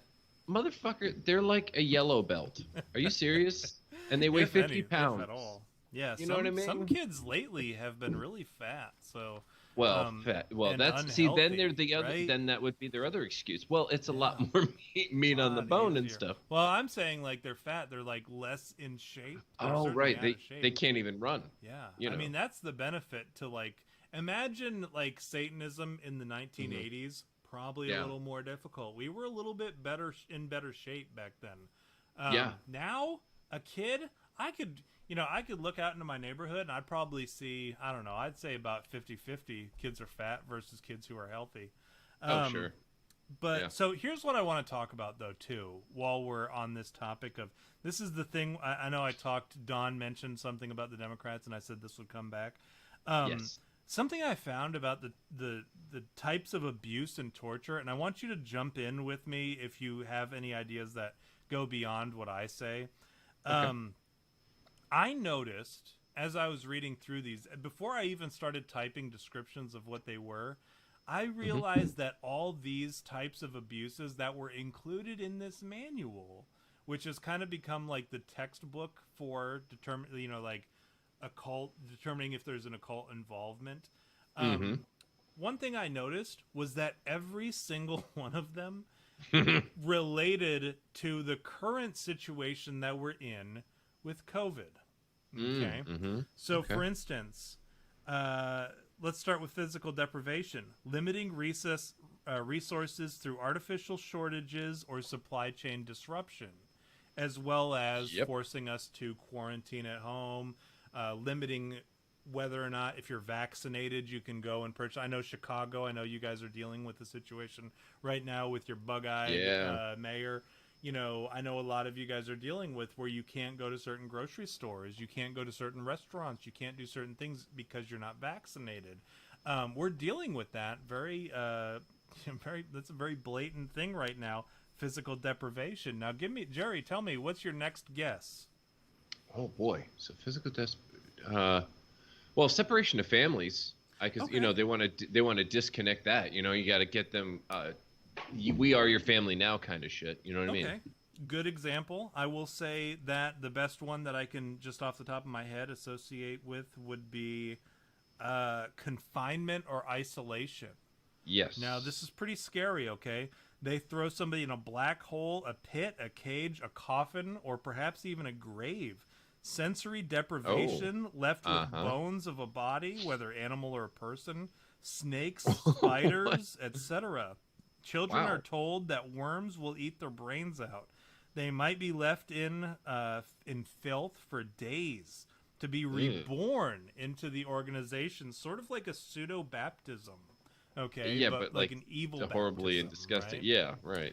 Now, the first thing I thought of when I thought of confinement and isolation, it kind of spoke for itself. Quarantine. Yeah. Right.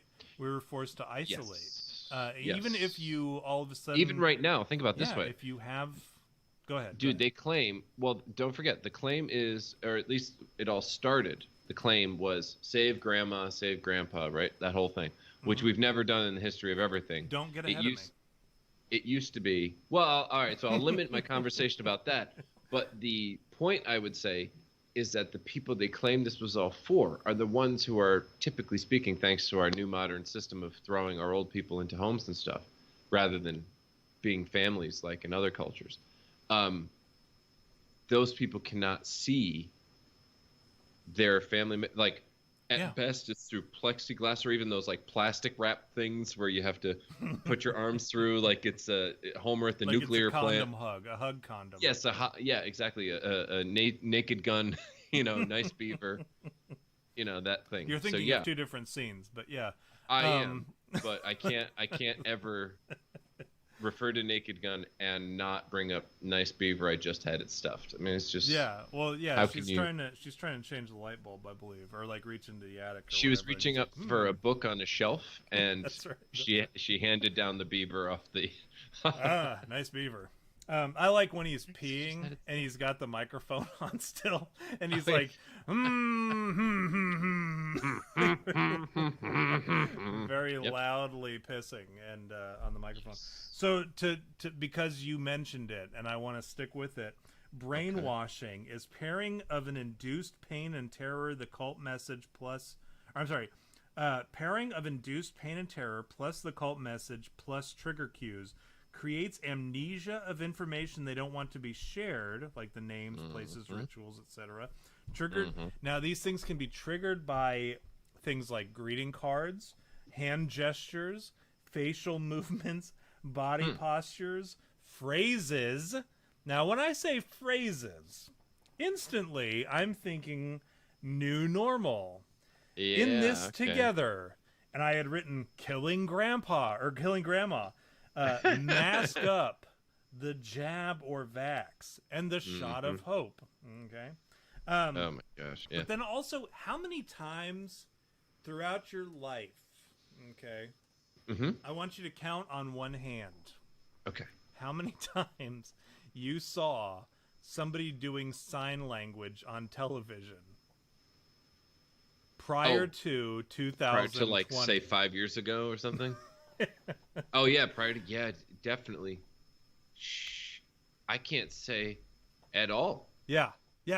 So like when I think of hand gestures, when I think of using hand gestures as a subliminal thing, I think, okay, well the only time I can remember Obama giving a speech one time and this like hand signal or like the ASL guy doing something that wasn't at all like what he was saying. It was like November Julius rocket pop or whatever. Like he was just saying like random shit, and like he was called out for it. But other than that, like I can't remember ever having, because if it's on TV, you've got subtitles, right? There's like, closed captioning. What's the point? It's already there.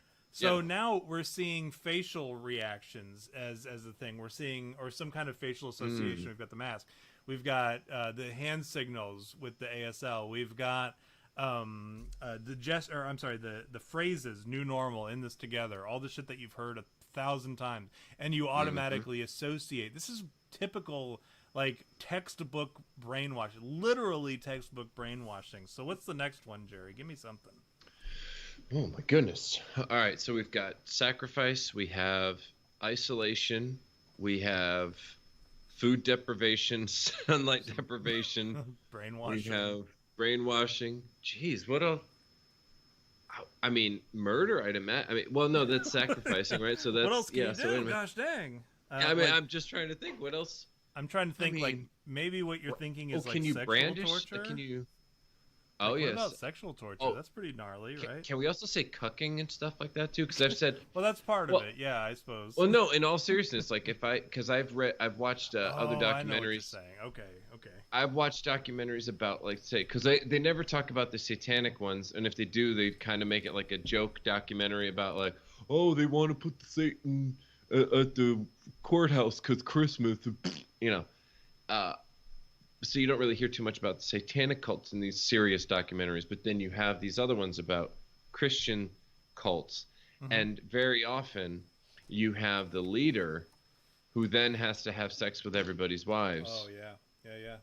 And that cucks out all the other males, and sort of, if you were to look at it from a primate dominance, kind of like if Jane Goodall was sitting there watching you the whole time, they'd go, yeah, that's Brutus.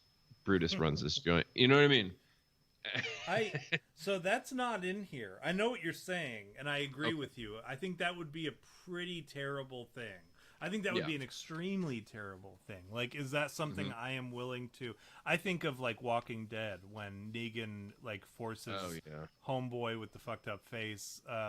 He forces his wife to become Negan's wife or whatever, and like it just ruins. It makes that relationship very awkward.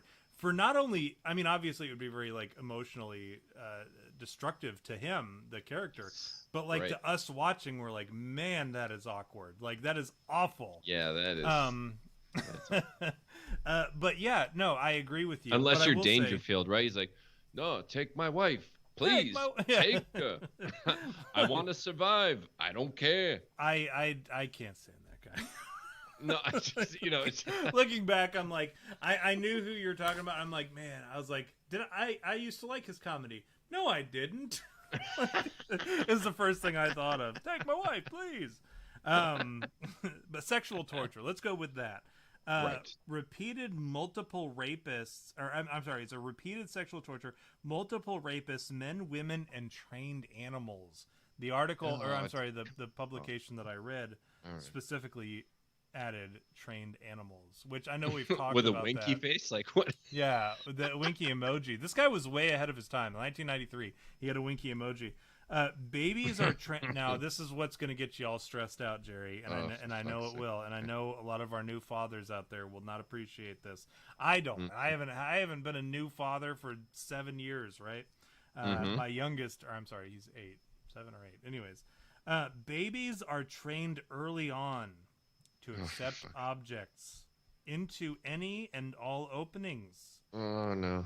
Okay. Cutting of the genital. Now this is everybody. Cutting. Now wait a minute. I have to stop you just for a second. Please to do. clarify. This book and the things that this dude is saying. Oh, here are some helpful tips that might give away that there was some satanic occult activity. That means that he had experience or interactions with that in the past to prove. In other words, he's not just saying, all right, what's the weirdest shit I could possibly... Right. So this guy, based on what I read, now this is like a 50... It was not a very long publication. It was like 50 pages. But it was stuff that he had encountered multiple times and had certifiable evidence that it occurred. This is not something that like, one time he heard somebody claim that it happened. This is something. Yeah, we're talking about, dude. This guy, I have to say, like, I watched. You remember that show, True Detective? Okay. Well, True Detective had to do with an occult murder, at least at the beginning, and it got into a whole lot of other stuff. But essentially, watching those two guys, like, if the story was true, which of course wasn't, but if the story had been true, thinking about what those two cops, Woody Harrelson and Matthew McConaughey in this case, had to go through to solve this case and what they happened upon and found out was real. Like, I'm now thinking of this guy, how much firsthand experience did he have with all this? And did he just write this book? This guy was not a detective. Slit his wrist and wrote it in blood and then just let himself die. No, I know he's still alive, or I know he was alive at the time of the writing of this, and he expected to be alive for a period longer because he actually wrote his contact information at the bottom of a page saying, "If you need my help in solving occult cases, please contact me." And this is at the bottom of the page, and he writes his contact information. And no shit, this is something that's very funny, and maybe I'll find a way to share the picture. This is when typewriters were the thing. Like, this is before word processors were pretty common. Even, I'm sorry, computers, but even word processors for that matter. This is like typewriter time. I'm reading a typewriter written publication. He wrote at the very bottom of the page his contact information, and no shit, the last 4 digits of his phone number, which were the last 4 things on the page, like the last 4 characters on the page. It was like 6336, but he fucked up. He fucked up on the last 6. So he had to like hit the backspace 6, backspace 6, backspace 6. Oh, come on. Stop it. No. His contact information, the last character on the page, he fucked up, and the dude was just like, nope, backspace 6, backspace 6. I'm not Oh doing my this. God. And this is a joke that a lot of you younger guys won't realize. Like, when you had a typewriter, you had to you had to use whiteout, or you had to like hit the backspace and just keep hitting the same key over and over again until like you couldn't see the mistake that you did. It's not like computers now where you can just delete shit.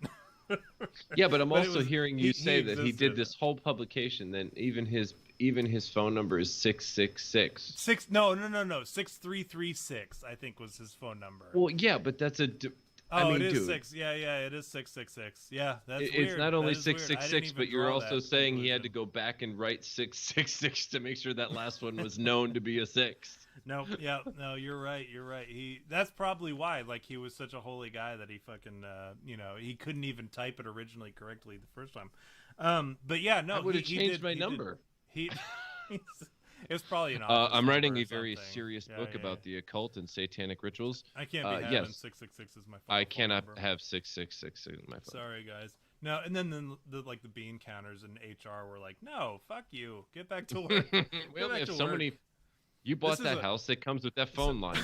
No. So this is a dude. No. This is an academic, right? He's not a detective. He's not in law enforcement. He was an academic. And he compiled all the information that he got from actual agencies and actual like cases that were ongoing at the time for the previous decades, I suppose.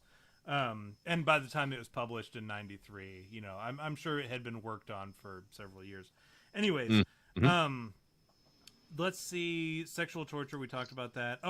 This is pretty terrible, and I'm gonna move forward with this. Cutting the genitals or bloodletting. Females are impregnated as early as possible, and unanesthetized abortions are considered an honor.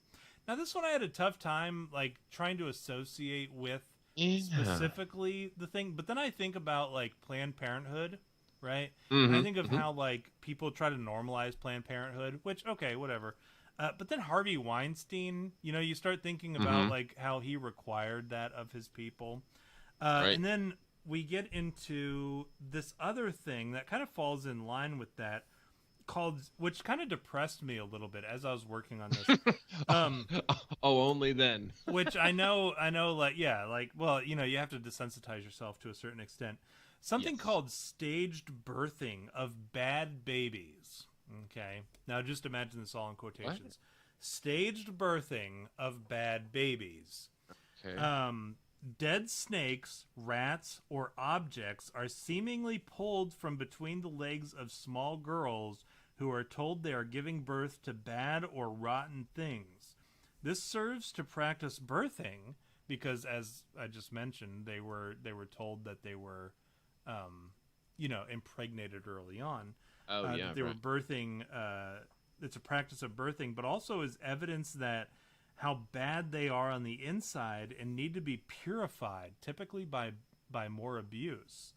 Now, how I saw that, a lot of this stuff, I'm telling you, as I was typing these things into this notes thing, I was just like already imagining what it had to do with our modern times.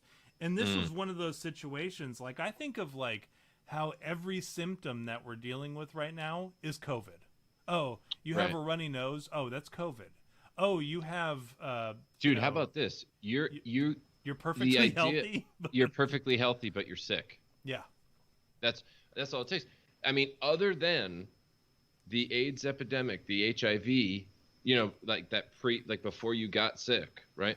There's no such thing as I'm perfectly fine. Yeah. And by the way, it's really funny. An Israeli study just concluded, and who knows, but they just concluded that I believe they say, well, we thought that COVID attacked the lungs, but it actually turns out it attacks your immune system. Which, for all you conspiracy nuts, we've been saying, no, they're going to give you the shots which attack your immune system, which will make you sick and unable to function and be indebted and only Yeah. able to live based on what the government gives you and stuff. You are now part of a subscription service Yeah. for the COVID vaccine. And it just so happens, boy, this Israel study, I mean, if they turn out to be right, whew, who knew? Wow.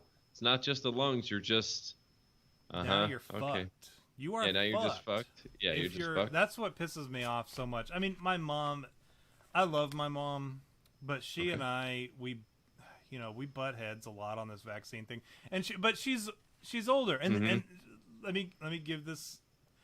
I don't know how old. I'm not gonna say how old she is because you never talk That's about okay. a woman's age. No. But she's a little bit older. You guys know that I'm 30 something, 36. And so you can imagine how old my mother is. I'm the oldest of her children. And Okay. but she's a little older. So she's like the perfect demographic of who they wanted to convince, the same way they did with the whole Comet Pizza, right? They were able to send a guy up there and create a narrative, and all of a sudden, what was originally a very believable, like something that we had Very legitimate with proof, photographic evidence. right? Yeah, we had proof of that. All of a sudden, they turned it into this whole other thing, and the people who are a little older and watch the news or whatever, they bought into it. They're like, "Oh, well, you guys are just conspiracy theorists. You're crazy." My mom, for instance, over this whole vaccine thing, I said, for me, the vaccine, I'm like, no. In the next 5 to 10 years, you are going, like, people who get the vaccine, regardless of age, are going to fall on hard times. Very difficult. I didn't say that you were going to die necessarily. I said there's a probability. Yeah, a lot of people will die. But I said a lot of people are going to fall on hard times. Are a lot of these things that people are going to get going to be very treatable? Yeah, for sure. Like, now all of a sudden you're going to have to need an asthma inhaler as a 13-year-old kid who is otherwise healthy. Oh, yeah, dude, by the know, way, can I ask you real quick, Yeah, as go a ahead, member of please. well, first of all, Don's asking if circumcision is included, which would make a lot of sense. But I just read the other day that, and who knows about the legitimacy, but the U.S. Army has come up with what they call a soccer ball type of vaccine. I saw that. Yeah. And so essentially it'll be able to attack all coronaviruses, all flu, all whatever, So it's the vaccine. Like, it'll save your life or whatever. And I'm just like, I don't think that doesn't sound right. I'll tell you like, what. In yeah. 10 years, after it's gone through its normal trial, I will absolutely consider taking it. in When 10 the years, last time I that's for took the flu vaccine was? It's been years since I've Yeah, taken I the haven't. flu vaccine. I mean, Right. right. And for my kids, what's funny is people call me an anti-vaxxer. My kids are all vaccinated. Like, they didn't get the flu vaccine this year. They didn't get the COVID vaccine. But other than that, they all received their standard normal vaccination, except for my oldest, who this year, when they asked if he wanted his HPV vaccination, I said no.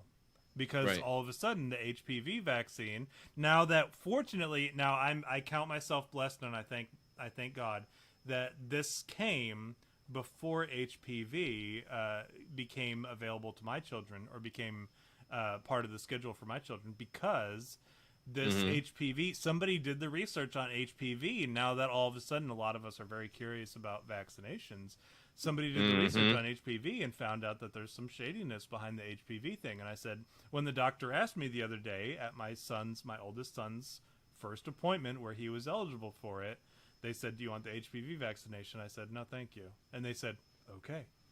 And then they moved on. That was it. "Do you want the flu vaccination?" "No, thank you." "Do you want the COVID vaccination?" "No, thank you." "Okay." But I live in Kentucky, which is very, like, conservative in that way. Like, I didn't get any static over it. Well, it's actually less conservative or what they consider conservative, because people often refer to conservative as like stiff or rigid. Right. And it's like, well, that's weird, because in my state, my pediatrician said if you don't follow the schedule. To a T, you will not come here. So if you want to talk about rigid or conservative, depending on how you use it, you know what I mean? Not you personally, Tom, but I mean just as a person listening, ask yourself which ones that is. And also, not to play into the whole Revelation thing and all that, but you know, I've heard that there are these times when, as evil and bad as they are, the truth comes out to those who can see it. And I was watching a doctor today discussing how they happened upon the tetanus shot. The tetanus shot being bullshit, in that it's actually a sterilization mechanism. And in fact, she had firsthand seen wealthy people with insurance get the actual tetanus shot, but the poor people without insurance not get the tetanus shot. And then in that group who got it, struggled to have kids, and on the poorer side, not struggle at all to procreate. And if you notice, by the way, this last year, now admittedly there's many reasons for this, but the last year the US grew in population at the lowest it's ever been since its inception as a country, by the way. And little short note, did you know, we've noticed all these allergies coming up in people. Well, peanut allergy, for example, that can kind of out of left field, right?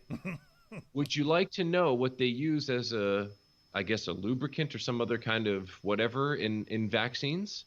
Drum roll, please. Isn't it like fetus? Or no, Well, so I assume it's peanuts, right? Peanut oil. Yeah. So they started putting that in vaccines, and suddenly everybody's fucking allergic. But anyway, just, you know. I love that. You know, like when I was a kid, I didn't know a single person who was allergic to peanuts, and then all of a sudden everybody's fucking allergic to peanuts. Just like the same thing with the gluten allergies. Oh, and a buddy of mine who listens to the show, who doesn't want to be named on the show because he's, you know, he's like, you know, he's got some stuff going on. He's got good stuff going on. He's got a good life. You know, he doesn't want to be associated. What does that say about us? We have wife, kids, house, and we're like, nah, we'll do this. because we're just like, you know, we have stuff to lose, but at the same time, we're just like, we'll figure it out if the time comes. But you know, there's a benefit to us. Yeah, right. That's true too. But this dude, he actually was texting me the other day about how gluten. He was cooking something for some people who were gluten free, and he was like, all I could hear as I was buying the shit at the checkout was you yelling about how, you know, this gluten shit is made up or whatever. Well, but I was going to say, I talked to my cousin at our family party about the same thing, and she said, oh, you know, there's not actually a test for gluten specifically, but there's all these other things that they can test that will indicate, like, it's almost like, all right, here's a guy farting in an elevator, and we can't test for the fart, but we can see how everybody else is reacting, and that indicates that somebody farted. And I'm like, so wait, you could tell that someone's like allergic or intolerant without being able to pinpoint. What is I'm imagining in this scenario, her explaining the gluten allergy and how like there are tests to determine, you know, other stuff going on. But in your mind, you're trying to rationalize it. You're trying to make sense of it. So you're coming up with this farting in an elevator scenario. So she's like, so they can do all these tests and they can determine whether or not there's gluten, but there's not necessarily a thing. And you're like, so wait, you're telling me there's a test that can determine who fucking farted in an elevator? And she's like, what? You know, that's why you're not allowed that's why you're not allowed to go to family functions anymore. But anyways, I still. I want to let you know, by the way, we're at 11. I know. We're fucking failing. We're awful. Well, what I'm gonna do is I'm gonna burn through these here in a second, and then. Because I'm gonna do like a real quick burn through, and then we're gonna get to the quiz, and we'll be done by 11:30. Promise. Okay. But I do want to say this: my VA doctor, I had to go and get a physical because I know I haven't mentioned this on the show, but they are looking for volunteer, and I hope that a lot of you guys out there do the same thing. I'm not patting myself on the back, but I will say my kids, they go to school in this school district, and I.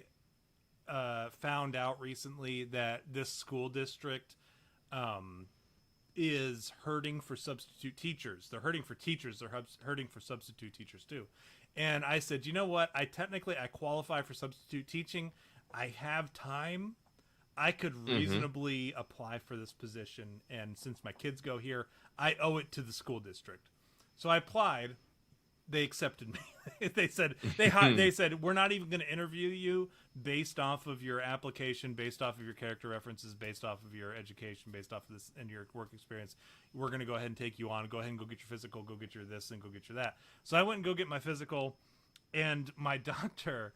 There was a note. I love my doctor, and I was singing my doctor's praises to my sons on the way up there because they had to come with me up to the VA.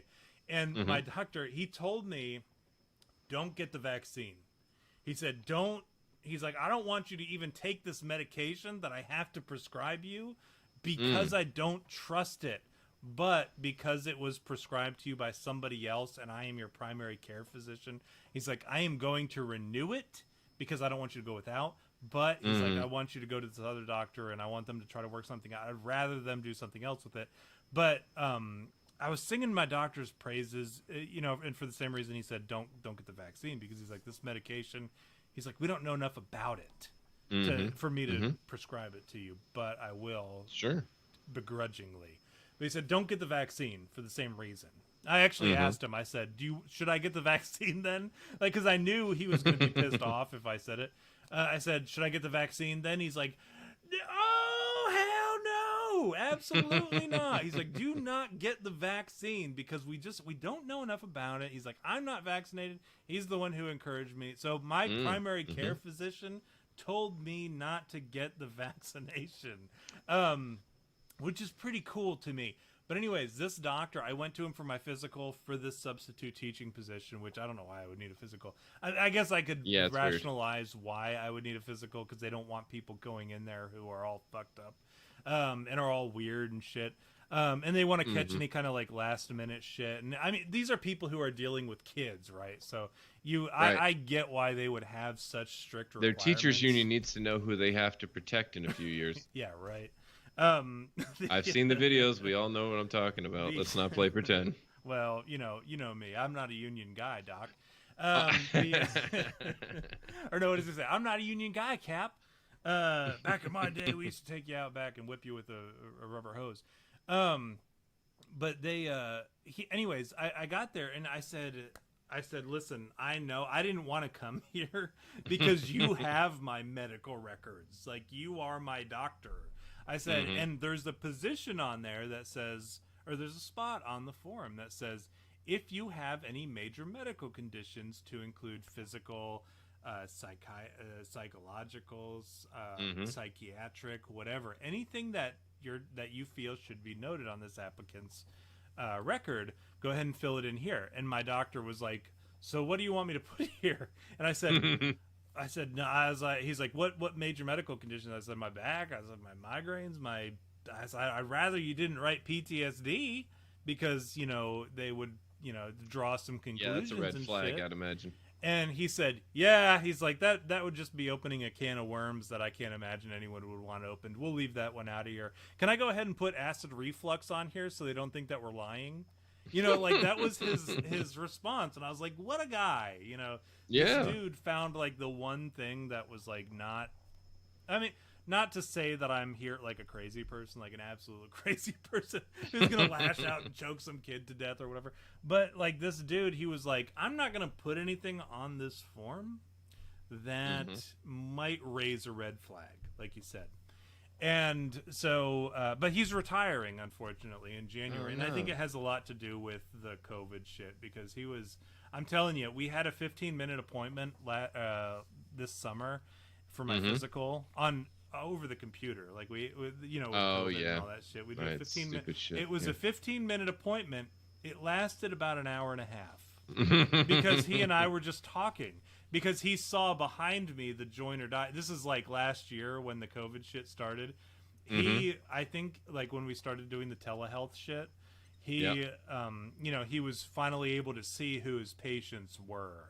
Because, when we would go into the doctor's office, we wouldn't necessarily talk about politics. Obviously, we wouldn't talk about politics. Dude, you were thinking about all the lies you could make up about why your body's in what condition it's in.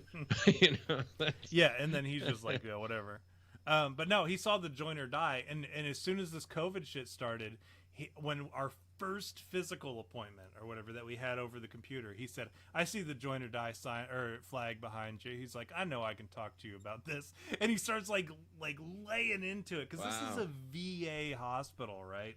So he kind of has to maintain a neutral position on the government or whatever. Oh, he please, did not. yeah, right. He did not in that conversation. But anyways, so let me burn through this and we'll get to the game.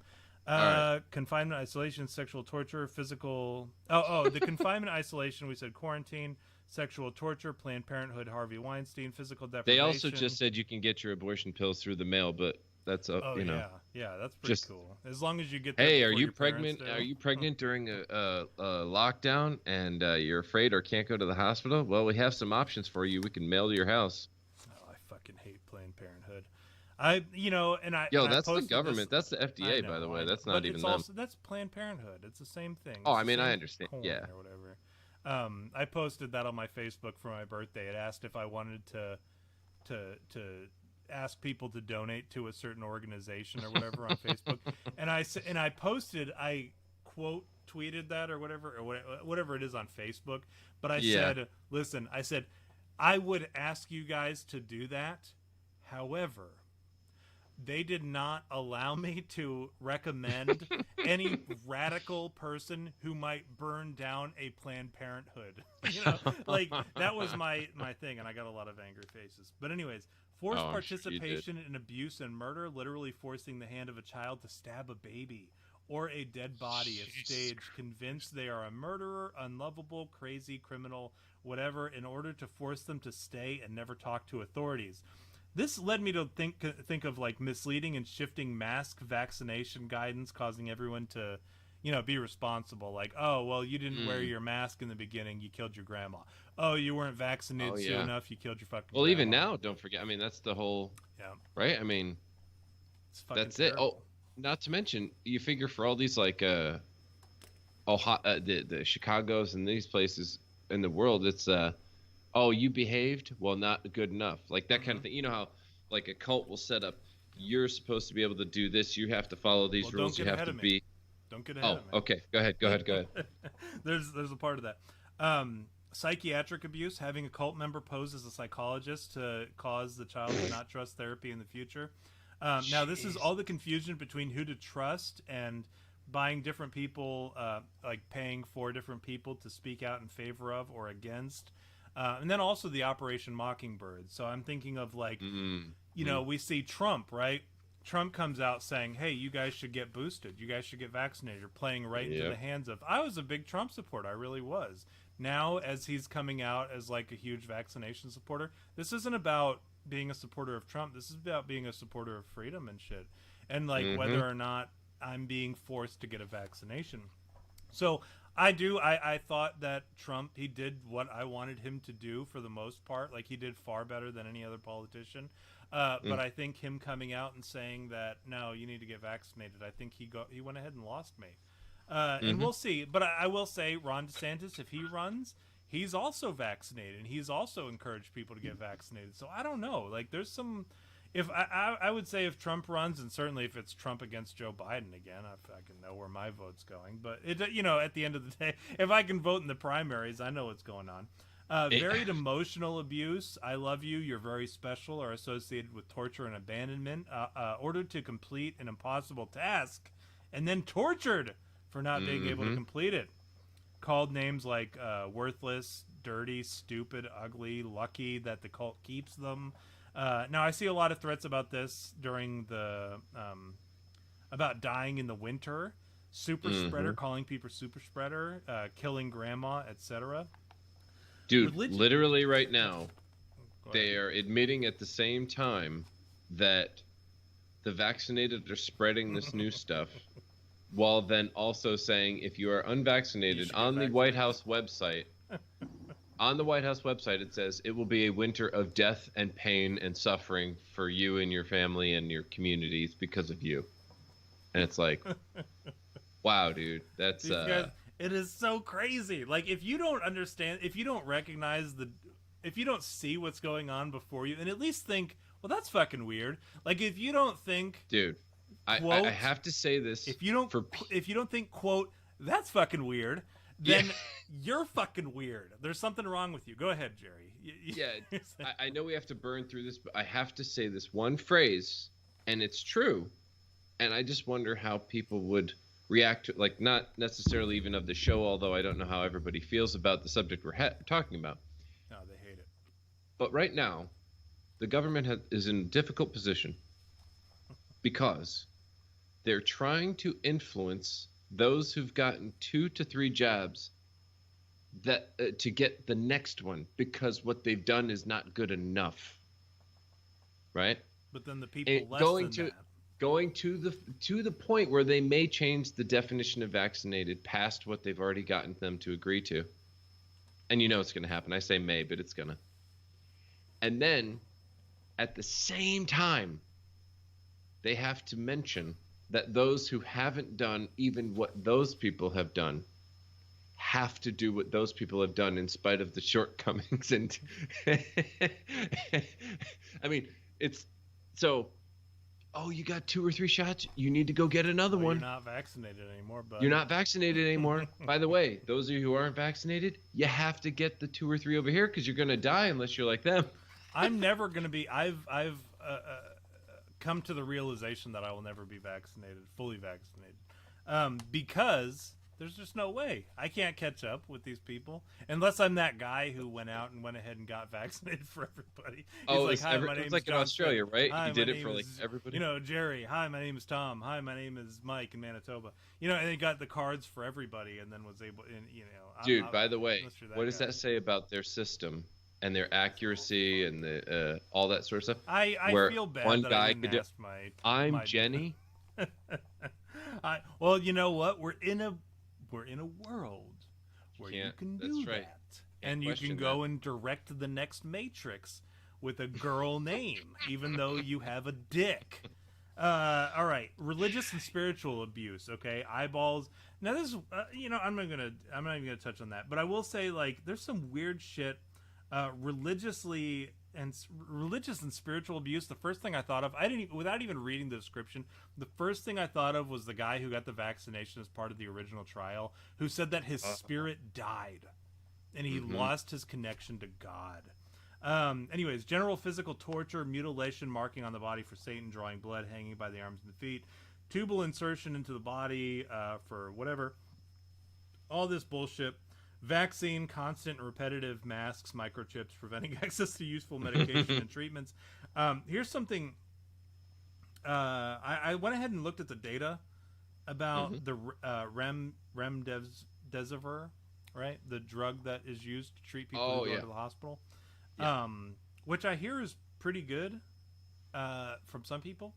But I also understand, based off of the studies, that 12 in a study that was done of people who got remdesivir versus people who didn't in the control group, 12.2 in the remdesivir group died versus 10.6% in the control group who didn't die.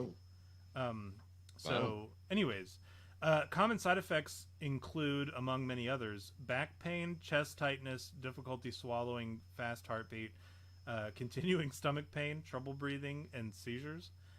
These are like the common ones. Like, cool. I don't know, like, and I'm not like cherry picking. Those are the ones were listed. Drug abuse. It begins at infancy, administered by professionals, IVs, gas masks, orally, sometimes through cranial burr holes as well. This one sort of speaks for itself. Near-death experiences, largely done through for rituals, but largely done through suffocation, torture. And I immediately thought of masks and ventilators, as well as side effects of the vaccine. Okay, I'm glad we're on the same page there. Forced eating of flesh, excrement, and other fetid materials, force-fed to children given days of starvation. During ritual meals, all members would, as a sacrifice to Satan, eat blood, flesh, semen, urine, etc., which is often accompanied by nausea or vomiting. Imagine that. Survivors are Seems strange. Yeah, I know, right? Their survivors are either anorexic or eat compulsively to get rid of taste memories, and they all tend to avoid certain foods based on color or texture. Now, this one was a little tough, and I'm not even gonna list the ones that I related to that, but I started to wonder like if this has to do with, you will eat the bugs, right? Like all Well, of a yeah, I sudden, mean, they just literally over in England, I believe, or EU in total, gave classified insects as a viable option I for saw that. food. Yeah, pretty fucking gross.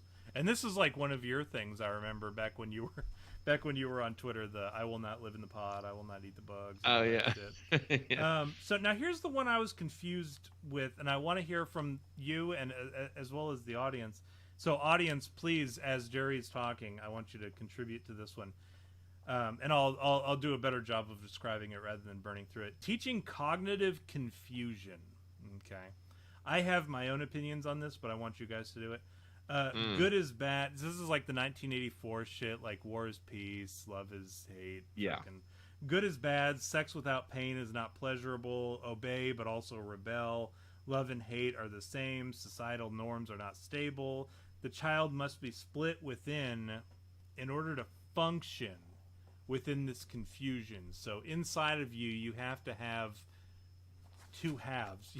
Like one Right. wolf is this, one wolf is that, or whatever, whichever one you feed. You have to be split down the middle. You have to be able to, left brain, right brain that shit. But your left brain and right brain are like total polar opposites. Is kind of the way that they turn you into in order for you to function within the cult. What do you think of that, Jerry? Explain yourself. Well, as far as like comparing it how we have been to what's been going on today, you mean? Yeah, Or yeah, for sure. yeah, I mean, let's say for example, even just like I was mentioning that cognitive dissonance, right? People are literally walking around going, "Oh no, this is okay, I'll give you one. I was watching a video about some, technological breakthrough that this company created a testing apparatus or whatever, where basically they could test with 100% accuracy and all that sort of shit whether or not you were sick. Which again, you're sick you're sick until proven healthy, right? So that's already a flip, and it doesn't make any sense. But then on top of it, they kept saying, and a lot of the messaging now is, you'll get back to normal if you just do this incredibly abnormal thing. Oh yeah. So they kept saying, no, you'll go back to normal life. You'll be able to have, you'll have your parties. You'll be able to go out to eat. You'll do this and do that. If you only just put this microchip in your brain that we can scan at random times to make sure that you're healthy. And it's like, so to go back to normal, you need to do this completely inhumane, abnormal shit. So I think and you can apply that to just about anything. Oh, thank God I had to take 3 different shots of an experimental mRNA genetically altering experiment that's a global experiment. Thank God I did that so I could go back to Starbucks without concern. So I can pay $8 for a shot, or Yeah. for a drink of mediocre coffee with a bunch of immigrant urine or whatever in it. Jerry, Exactly. And Don says less is more, and that was the other thing. And I like that he says that less is more, in line with the 1984 shit that I was doing. Which, if you haven't read 1984, I read it earlier this year, and I know I mentioned it on the show. 1984, I read it again this year. You need to read it again, because there's a lot of people who are using the 1984 reference who, I don't think know what they're referencing, but I would rather you read it now so that you can legitimately use it in argument. And that's been an opinion of mine. If you want to use the Bible as an excuse, if you want to use 1984 as an excuse, if you want to use Animal Farm as an excuse, if we're on the Orwellian concept or whatever, if you want to use these things, if you want to use the Matrix as an excuse, you have to revisit those things before you use it as an excuse again. That way, if somebody says, well, when's the last time you fucking read Animal Farm? You can say, well, I read it last month or whatever. Just out of curiosity, I figured I'd read it again. When's the last time you read 1984? Sure. Earlier this year. I mean, granted, it was 6 months ago, but I read through it or whatever. 6 months ago is a lot better than I read it in school. In high school, yeah. You got to reread it again.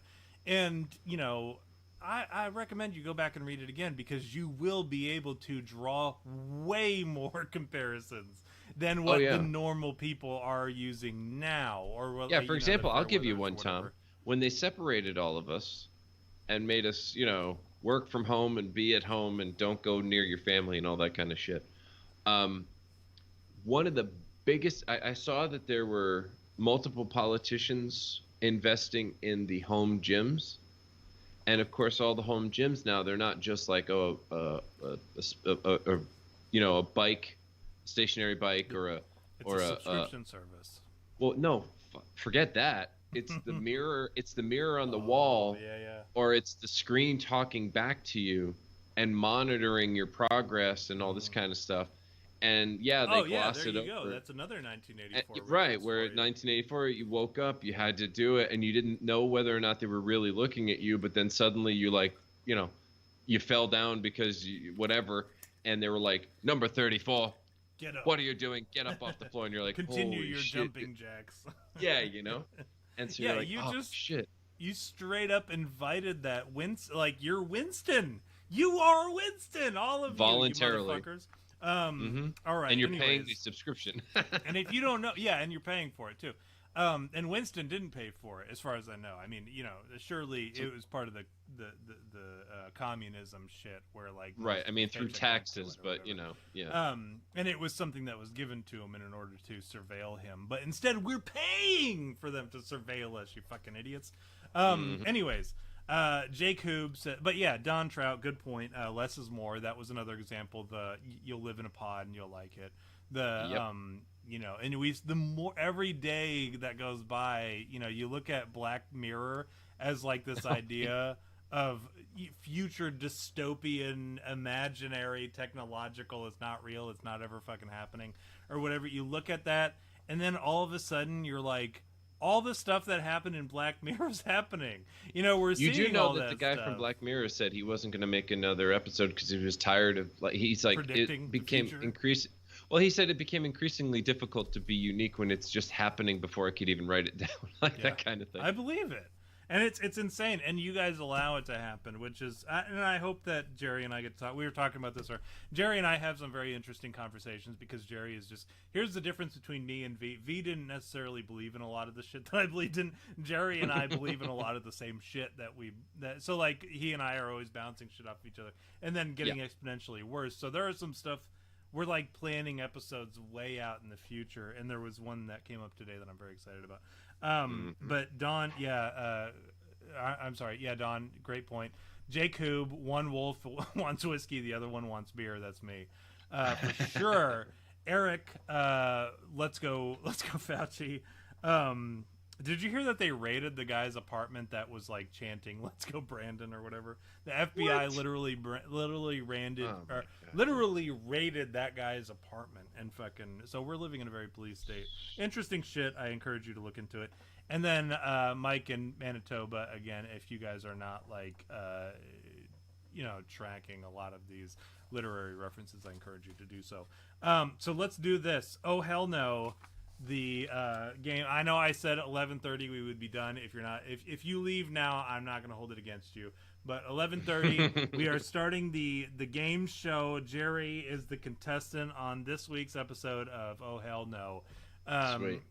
We will be talking about, and I hope you studied it up on your gods of yesteryear, Jerry, because that's the topic this week. Yeah, I just so happened to be. I didn't even bother telling you. No, you didn't tell me anything. It doesn't even matter. So exciting. None of this matters. But because I'll tell you what. Dude, I have a 3-week winning streak. Are you serious? I know. I don't want you to ever lose, because then I'm responsible for. Also, oh, by the way, in the chat, they did some pretty good jokes about me being a substitute teacher. Tom's substitute teacher. Mr. Miller, what's a Wendussy? Who wants their Wendussy ate? Ooh, me. And I will admit that I am extremely gay for the Wendigo. And then also Mike in Manitoba. What did you do today, Jimmy? Nothing. Mr. Miller did an exorcism at lunch or at recess. But yeah, that's I presume you guys don't understand this. I've been a substitute teacher, or I'm sorry, not a substitute teacher, a Sunday school teacher for a little while now. And a lot of the kids in my Sunday school are just like, they love me to death because I don't sugarcoat anything, whereas like some of their previous teachers do. And we talk about some very interesting stuff. So my son, he levels with me because he's in the class, my oldest. And he's like, no, none of the other teachers are ever. They never let us talk. All they would do is they'd make us read, or they would read to us, and they wouldn't ask us questions. They would just read to us for an hour and then send us on our way or whatever. Whereas me, I'm like, I force them to do this program called the Discovery Bible Study where I make them tell me. I'm like, well, what did you learn about man? What did you learn about God in this particular passage? And I make them discuss it. And then I'll talk about whatever nonsense they bring up. They're like, well, what about the fucking Wendigo? And I'm like, well, let me tell you about the Wendigo, Leah. Let me explain. This is a dangerous topic, and I hope that you don't go into the woods at night. But no, I level with these kids, and I'm like, and I told them, I'm like, I'm not in the ministry to be a teacher on Sunday morning. That's not my position in the ministry. I said, even my position in the ministry, like what you would expect it to be, is the chaplaincy. So I deal with people who are dying or who are very sick or who are like recovering from perhaps like a very violent situation that they had to respond to, like in the EMT, firefighter, police, or whatever, or jail. I go to people who murdered or raped somebody to death. Like, those are the people that I minister to. I don't minister to people who are coming to recharge their battery on Sunday. Nor do I minister to necessarily people who go to church at all. I might go to people who, like, did some shady shit when they were younger, and all of a sudden they're being followed around by an oppressive fucking entity or whatever, a spirit. Those are the people that I deal with. Like, so I'm happy to answer your guys' questions about that stuff. Whereas your other teachers will tell you, well, the Bible will tell you, blah, blah, blah, blah, blah, blah. Anyways, that is, I don't know how I got on that topic. But, the Sunday school, or the substitute teacher stuff. So, I'm telling you, I got into, honestly, when I saw that they needed substitute teachers, I said, first of all, my kids are fucking kids in this district. I said, so I know that I owe the community that, like, an apology. Among other things. I have an obligation to, when I was physically able, I was a firefighter because I was like, you know what? I can physically contribute to the community. Therefore, I will be a firefighter as long as my body allows me and I am physically able to not be a burden to other firefighters. And when I was diagnosed with MS or whatever and had to start going through the testing and shit, I was like, you know what? I become a burden on other firefighters and I put other firefighters at risk. I said I should step away from that. So I said, now I am physically I can still be a substitute teacher. I have an obligation to the community to be a substitute teacher. So I threw my hat in the ring and I said, if they take me, they take me. If they don't, I'm not going to hold it against them because, based off of paper and based off of whatever they've got, I'm happy to do that. But anyways, that's how I came to volunteer to become a substitute teacher. And for whatever reason, they accepted me. I don't know. Like, just because I had enough education, they were like, well, fuck it, we'll take them. But yeah, let's play this Oh Hell No game, Gods of Yesteryear.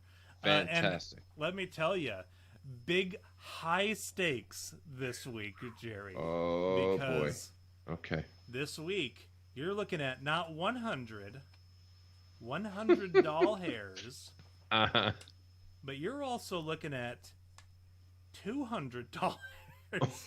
200 doll hairs. Wow. I want you to win. Yeah, see, I'm putting it close to the camera so you guys can see. This is no shit. This is my legit. Goodness. And if you thought I put one down and picked the same one up, no. 2 100 doll hair bills. Okay. Wow. Okay. That is serious what business. You're competing for today in the Oh Hell No. And I am excited.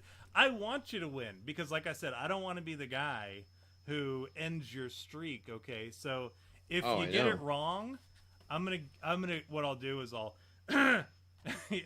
give you a little, and that means just change your answer. Okay. Okay. What I'm gonna do this week, and people at home, pretend you didn't hear that. What I just when I gave him the clue about what I was going to do to give me the right answer. I know we didn't give you a whole lot of questions, or I'm sorry, a whole lot of pictures. For the game, I put all the pictures. And Megabit says that the movie Soylent Green took place in the year 2022. So keep that in mind, people who are trying to do shit in the future. Soylent Green is people. And I wish I came across some shit that I can't wait to talk about in the future this week, but I had to remove it from the episode because it had nothing to do with the episode. Well, it had a little to do with the episode, but some shit in the future. Anyways, these questions are going to be about. I'm going to give you the name and a description of an ancient god. Okay. And you need to tell me if the name and the description match. Okay, with an "Oh heavens yes" or an "Oh hell no."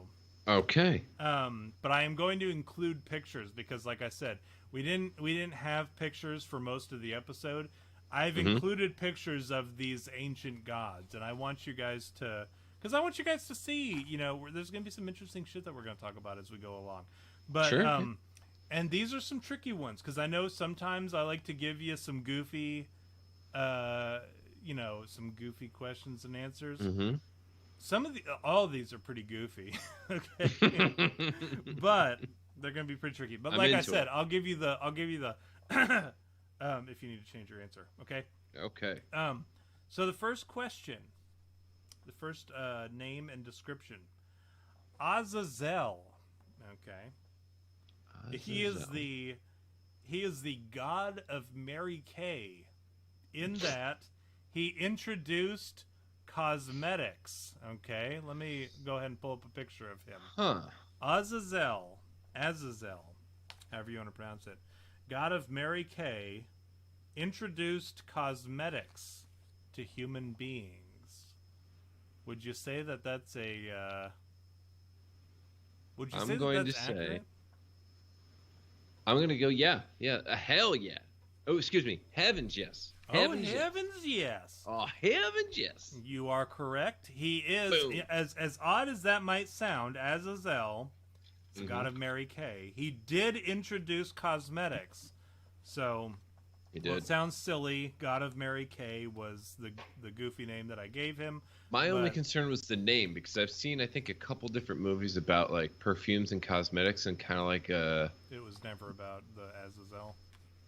No, but it was more like there was something evil behind it, kind of thing. There was always something weird about like masking smells, and I don't know. It was something. And I was like, I could believe there's a god for that.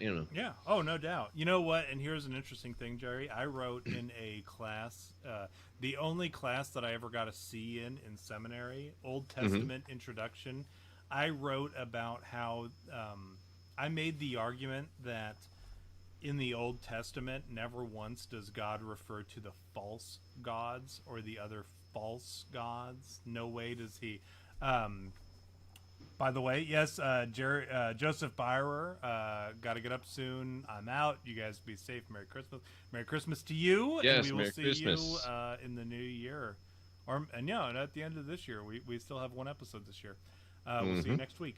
But I wrote a paper about how God never once in the Old Testament refers to the false gods. He refers to the other gods. And I was curious as to who he was talking about.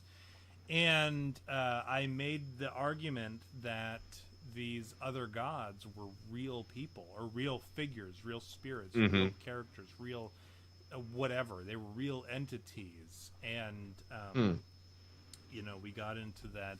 We got into an argument. I actually I did not do well on that paper because I made the argument that the other gods were real entities, and I don't think my professor is particularly crazy about that argument. But because I was willing to argue it, and I was willing to find reasonable sources, he did pass me for the class. I did get a C for that class. I think I got like a C for that paper, but that was enough to bring me down. But anyways, the next question.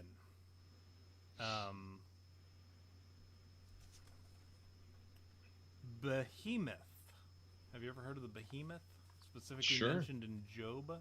I know you're aware of, I'm sure, the adjective, right? Behemoth. Yes, the adjective more so than the creature, I guess. Yeah. The actual biblical creature. The thing, whatever it is. Behemoth as a noun. It is as a person, place, or thing.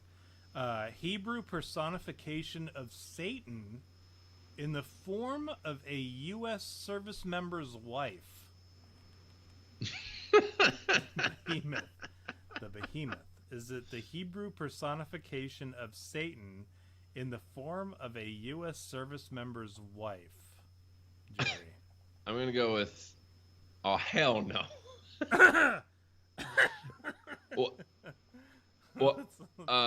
Oh, hell no, I can't believe they said that.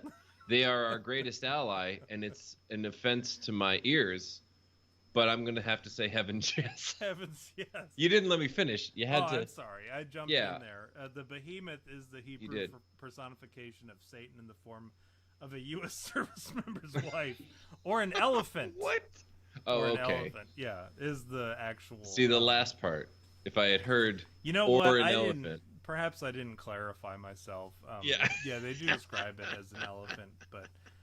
as a U.S. service member's wife. As you know, I was in the Army for 12 years, and I would say 90% of my friends and whatever in the service, they had really fat wives. It's like, oh my goodness. That's just how it was, man. And I'm going to tell you, friend. anybody who's listening, I'll tell you, there's some people out there who have some, like, you know, they have some very normal-looking wives. However, sure. Okay. There are some women who they marry into the military, and they just let themselves go, and they're out there. Look. Jerry. It's like you said, you have to invest in yourselves because your partner invested in you too, right? Right. You know? I haven't forgotten that ever since you mentioned it.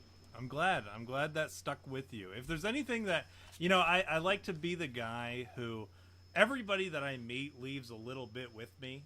And I hope that the little bit that I leave with, I'm pleased when I hear that the people that I leave something with, they're like, you know what, I was thinking about that, and I'd start, you know, maybe taking care of myself a little bit better because you said that such and such or whatever.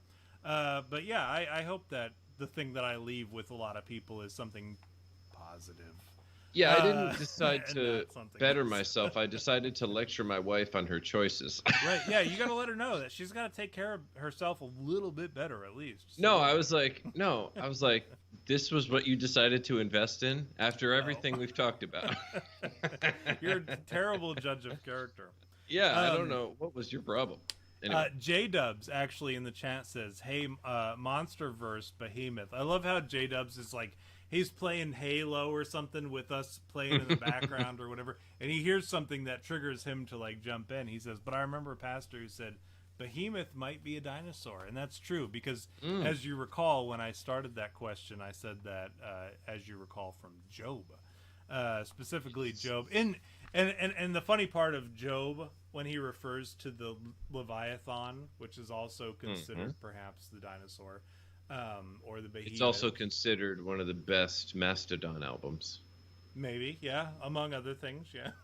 No, but those are both considered. People think that Behemoth and the Leviathan are God referring to in Job dinosaurs, or just very scary creatures. For instance, like if you read Job in the New International Version, it even specifically says that the Leviathan breathes fire from its nostrils and was large. It describes a dragon. Right. There's no denying that it described a dragon. But in the footnotes, it will say, possibly describing a crocodile. You know, like the footnotes guys are like, oh, well, there's no way they were describing a dinosaur or a dragon or anything cool. They were describing a crocodile. But then you, like, refer back to the part where it says that he breathes fire through his nostrils, and you're like, I don't remember a crocodile ever breathing fire through its nostrils or whatever. But Well, that's okay. because when they go underwater, it goes out. Oh, well, sure. It's very difficult to light a fire when your inner nostrils are wet or whatever. Look, Like, that's why you I'm just just see spouting smoke. facts. You know what I mean? That makes sense. And I appreciate your contribution to the dismissal of my entire faith. No. So okay, Damballa, Ate Dimbala. Dewey Damballa. Have you ever watched the Child's Play movies? Um, Not in a very long time. After the Okay. first one, I was like, I'm good. And then, frankly, the one with what's her name? She was in Liar Liar. Yeah, Jennifer Uh, Tilly. You're thinking Jennifer of Jennifer Tilly. Tilly. Yeah, Yeah, yeah, I yeah. was like, well, it would have been worth it if she was in it for the whole thing, for two obvious As reasons. her big ass boobs. Yeah, Right? yeah. Yeah. No, I get it. I get it. She's But then got it's some like, oh, she's juggernauts a on doll her. too. Then, oh, Yeah, she becomes all a right. doll, and it's no She's longer not a good interesting. actress. I'd imagine. Like, Terrible, yeah. And the terrible last one, actress. I was like, oh, I'm interested because it's going to be Mark Hamill doing the voice. But then I heard Terrible. like it was just a Awful. lame No, movie no, and no, stuff, no. and I said, oh well, Don't all right. even watch the reboot. The reboot is pretty awful. I'll tell you what. I don't have an emotional or like a physical attraction to any actresses really. Mm-hmm. But the chick who plays in the new Child's Play reboot Mm-hmm. is the chick from Parks and Recreation, the love interest of Chris Pratt. You know, the really Yes. like gothy girl. Aubrey Plaza, right? Yeah, I think that's her name. She's Mm-hmm. in it. Cute girl. I think Mm-hmm. she's. I think like I wouldn't judge anyone for being sexually attracted to her. Okay. She's in it, and I, but yeah, no, she's the other than that, there's really nothing going for the reboot. mm. But yeah, Jennifer Tilly, she's in the TV show of Chucky, which is a woke disaster. Yeah, It's that sounds. awful. Oh my It's god. terrible. I didn't even know that was a thing. No, Holy crap. don't even bother. Like, I'm a big Child's Play fan. I love the movie. I've been watching it since I was a wee babe. Since I was since I was being sexually assaulted in a satanic cult, and being forced to take objects into all my various holes and bloodletted. I was watching You Child's guys recorded Play. that, right? Okay. Yeah. I've been a big fan of Child's Play. But this is the only reason I watched the show. I haven't even watched the season finale, and it ended like weeks ago.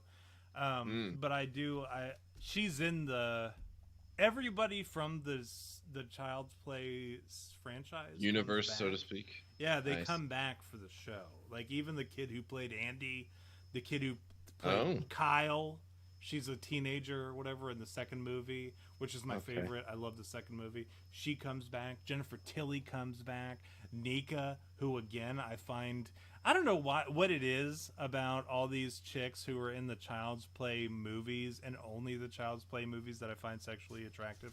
But Nika, she plays a paralyzed girl in the, I don't know why a Oh. paralyzed girl turns me on or whatever. But she comes back for the show as well. Like everybody from the franchise, from the Don Mancini franchise, comes back. The people from the reboot were not invited. Oh, Anyways, Ate Dewey Dembella. Dembella that's the chant that they cheer on Child's Play because Child's Play is about a voodoo taking over of a doll by a serial Yes. killer. If you've never watched the Child's Play franchise, those of you who don't know, Ate Dewey Damballa, give me the power I beg of you. Damballa was the voodoo serpent god. Is that oh hell no or oh heavens yes, Jerry? You tell me. I'm gonna go with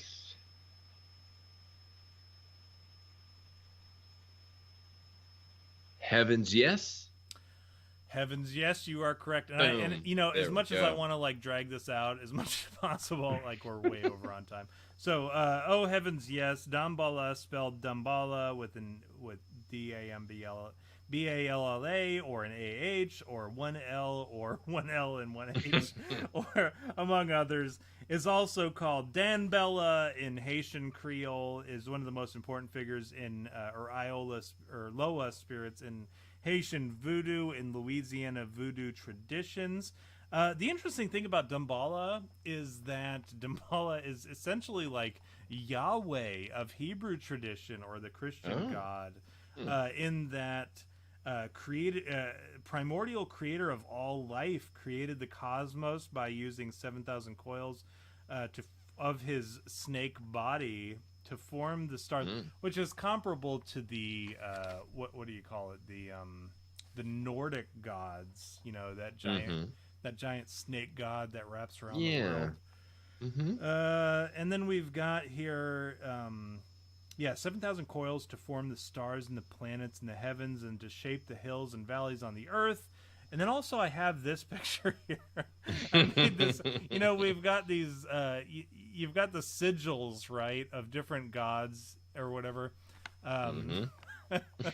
This right here, this is the actual sigil of Dumbala, but I turned it into the Gadsden flag. I was going to say, that looks like a Gadsden flag by a drunk person. That is exactly what it was. Don't ate due. Because ade dui Dambala means give me the power that I beg of you, Dambala. Don't ade due instead of don't tread on me this is the Dambala don't Gadsden flag. I have to say, by the way, speaking of, I had ordered for myself because I had a hoodie that I have to retire. I got a new hoodie, and it is of the Gadsden snake and some stars around it, and it says "No step on snake." No steppy on snaky. I like that. No step on snake, and it's SNEK.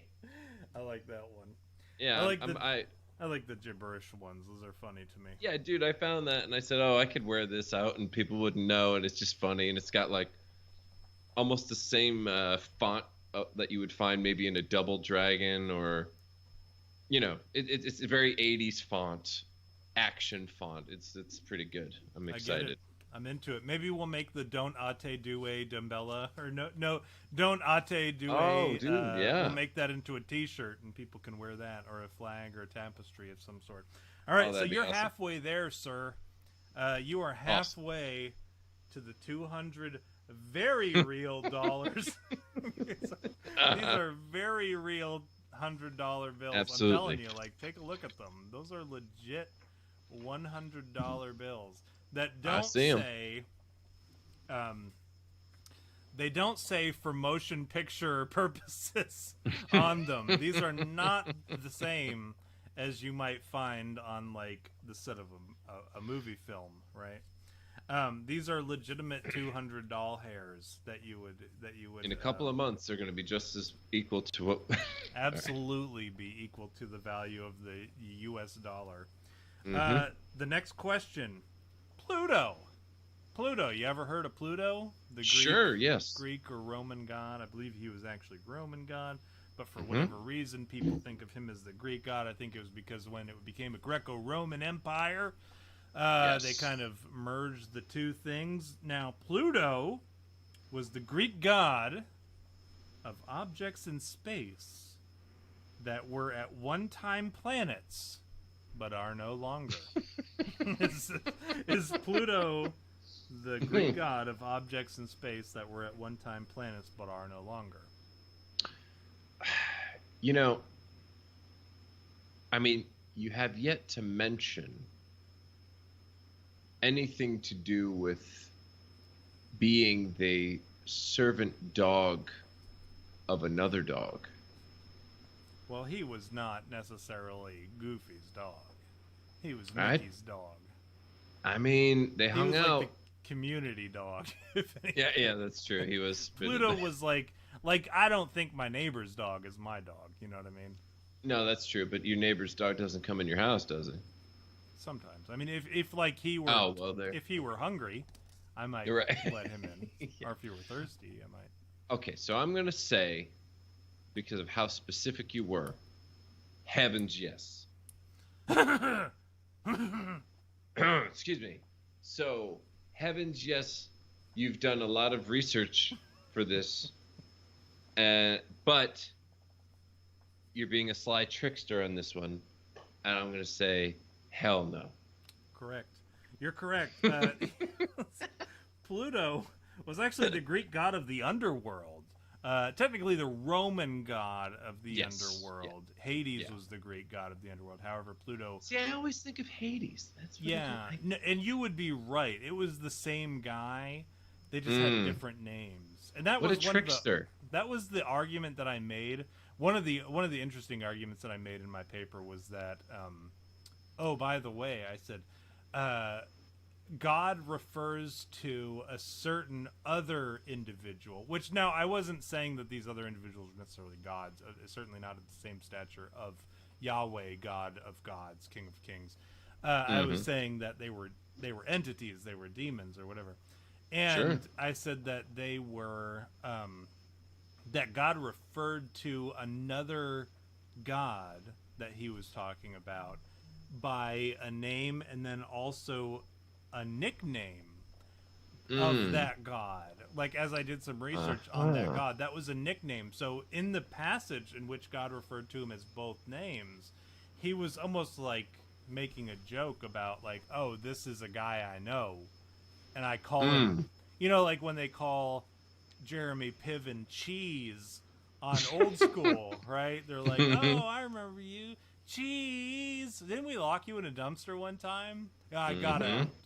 You know, like that was kind of the passage, and I made that argument, and it did not go over well. Didn't like it. So now the next question, we're one step closer to these very real pieces of paper that symbolize $200, perhaps, maybe, that look like $200.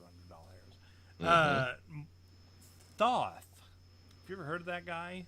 No. Thoth. Sounds like a fake name, Thoth. It sounds like someone trying to tell you something serious, but they have a lisp, so you can't. Sounds like, you know what it sounds like? Somebody with a lisp trying to tell you, like, they need something to dip their French fries in. And you're like, what do you need? And they're like, Thoth. I need Thoth. Thoth. And you're like, oh, okay. So you're referring to, of course, the Near Eastern predecessor of Penn and Teller, the Egyptian god of magic, Thoth. You're looking for Thoth. Would you say that Thoth, aside from being something that you might dip your French fries in, is also the Near Eastern predecessor of Penn and Teller, the Egyptian god of magic?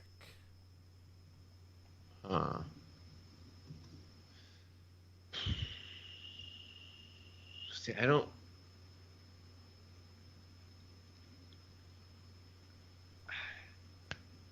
I'm gonna say heavens, yes.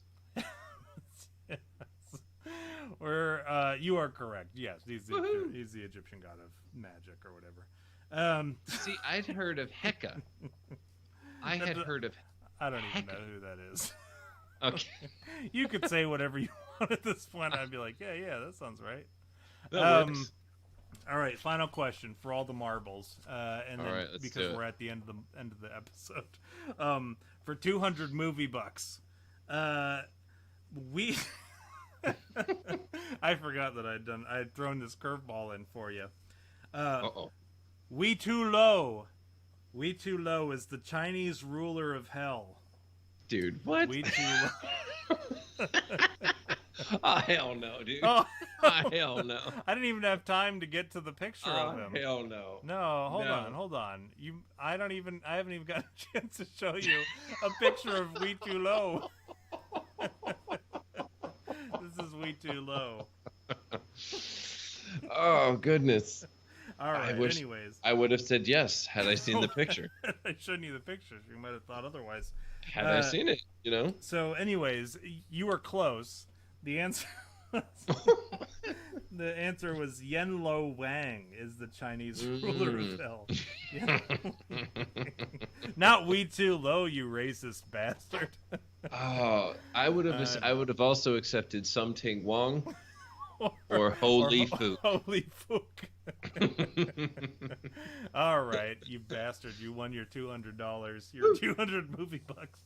That's it. My streak continues. Tell you what, look at these dollars. They look legit. Like when we were these are no shit for motion picture purposes only. Like these are the dollars that they use for movies because they don't want you to counterfeit money or whatever, so that you have to use these fake dollars. My youngest son, he came with me to the bargain bins and he found like this fat stack of them, like stacks of these. Wow. These $100, and I said I took 2 of them, and I said, you know what, I'm gonna take these for the episode, and these are gonna be the prize for this week or whatever. So nice. Not only have you won so far, Kangaroo Jack on VHS, a $14.95 value. Mm-hmm. You've won a DMX icon, best of DMX, the recently departed. You've also won Bernie Sanders and the Communist Manifesto. But now you've also won 200 movie bucks, 200 real fake doll hairs. Yeah. For your participation. Thank you all for tuning in. Jerry, what do you have to shill for this week? Yeah, again, really all I have is Telegram, and you can find me there at no thanks. It's listed there. I made sure to include it on listed your right this week. there. Absolutely. Yeah. Yes. You If can you find haven't- me under albino black person. Yeah, he's the albino black person or the regular white person, depending. Merry Christmas, Mike in Manitoba. We will see you all. Merry See Christmas. you, Mike. I mean, we'll talk. I mean, Mike, we talk with Mike. We talk. Anybody who talks with us on the Discord, we share with you. The Instagram, we talk with you. The Telegram, we talk with you.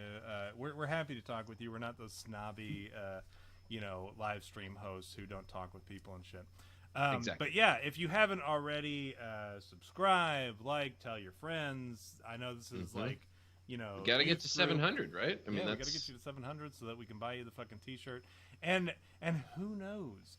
Perhaps I will go ahead and do up that Gadsden flag of the Don't Ade Dewey with the Dumbala sigil on it.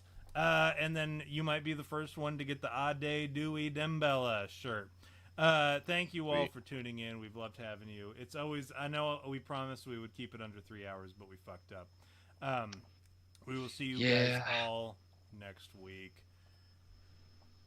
Merry Christmas. Bye-bye.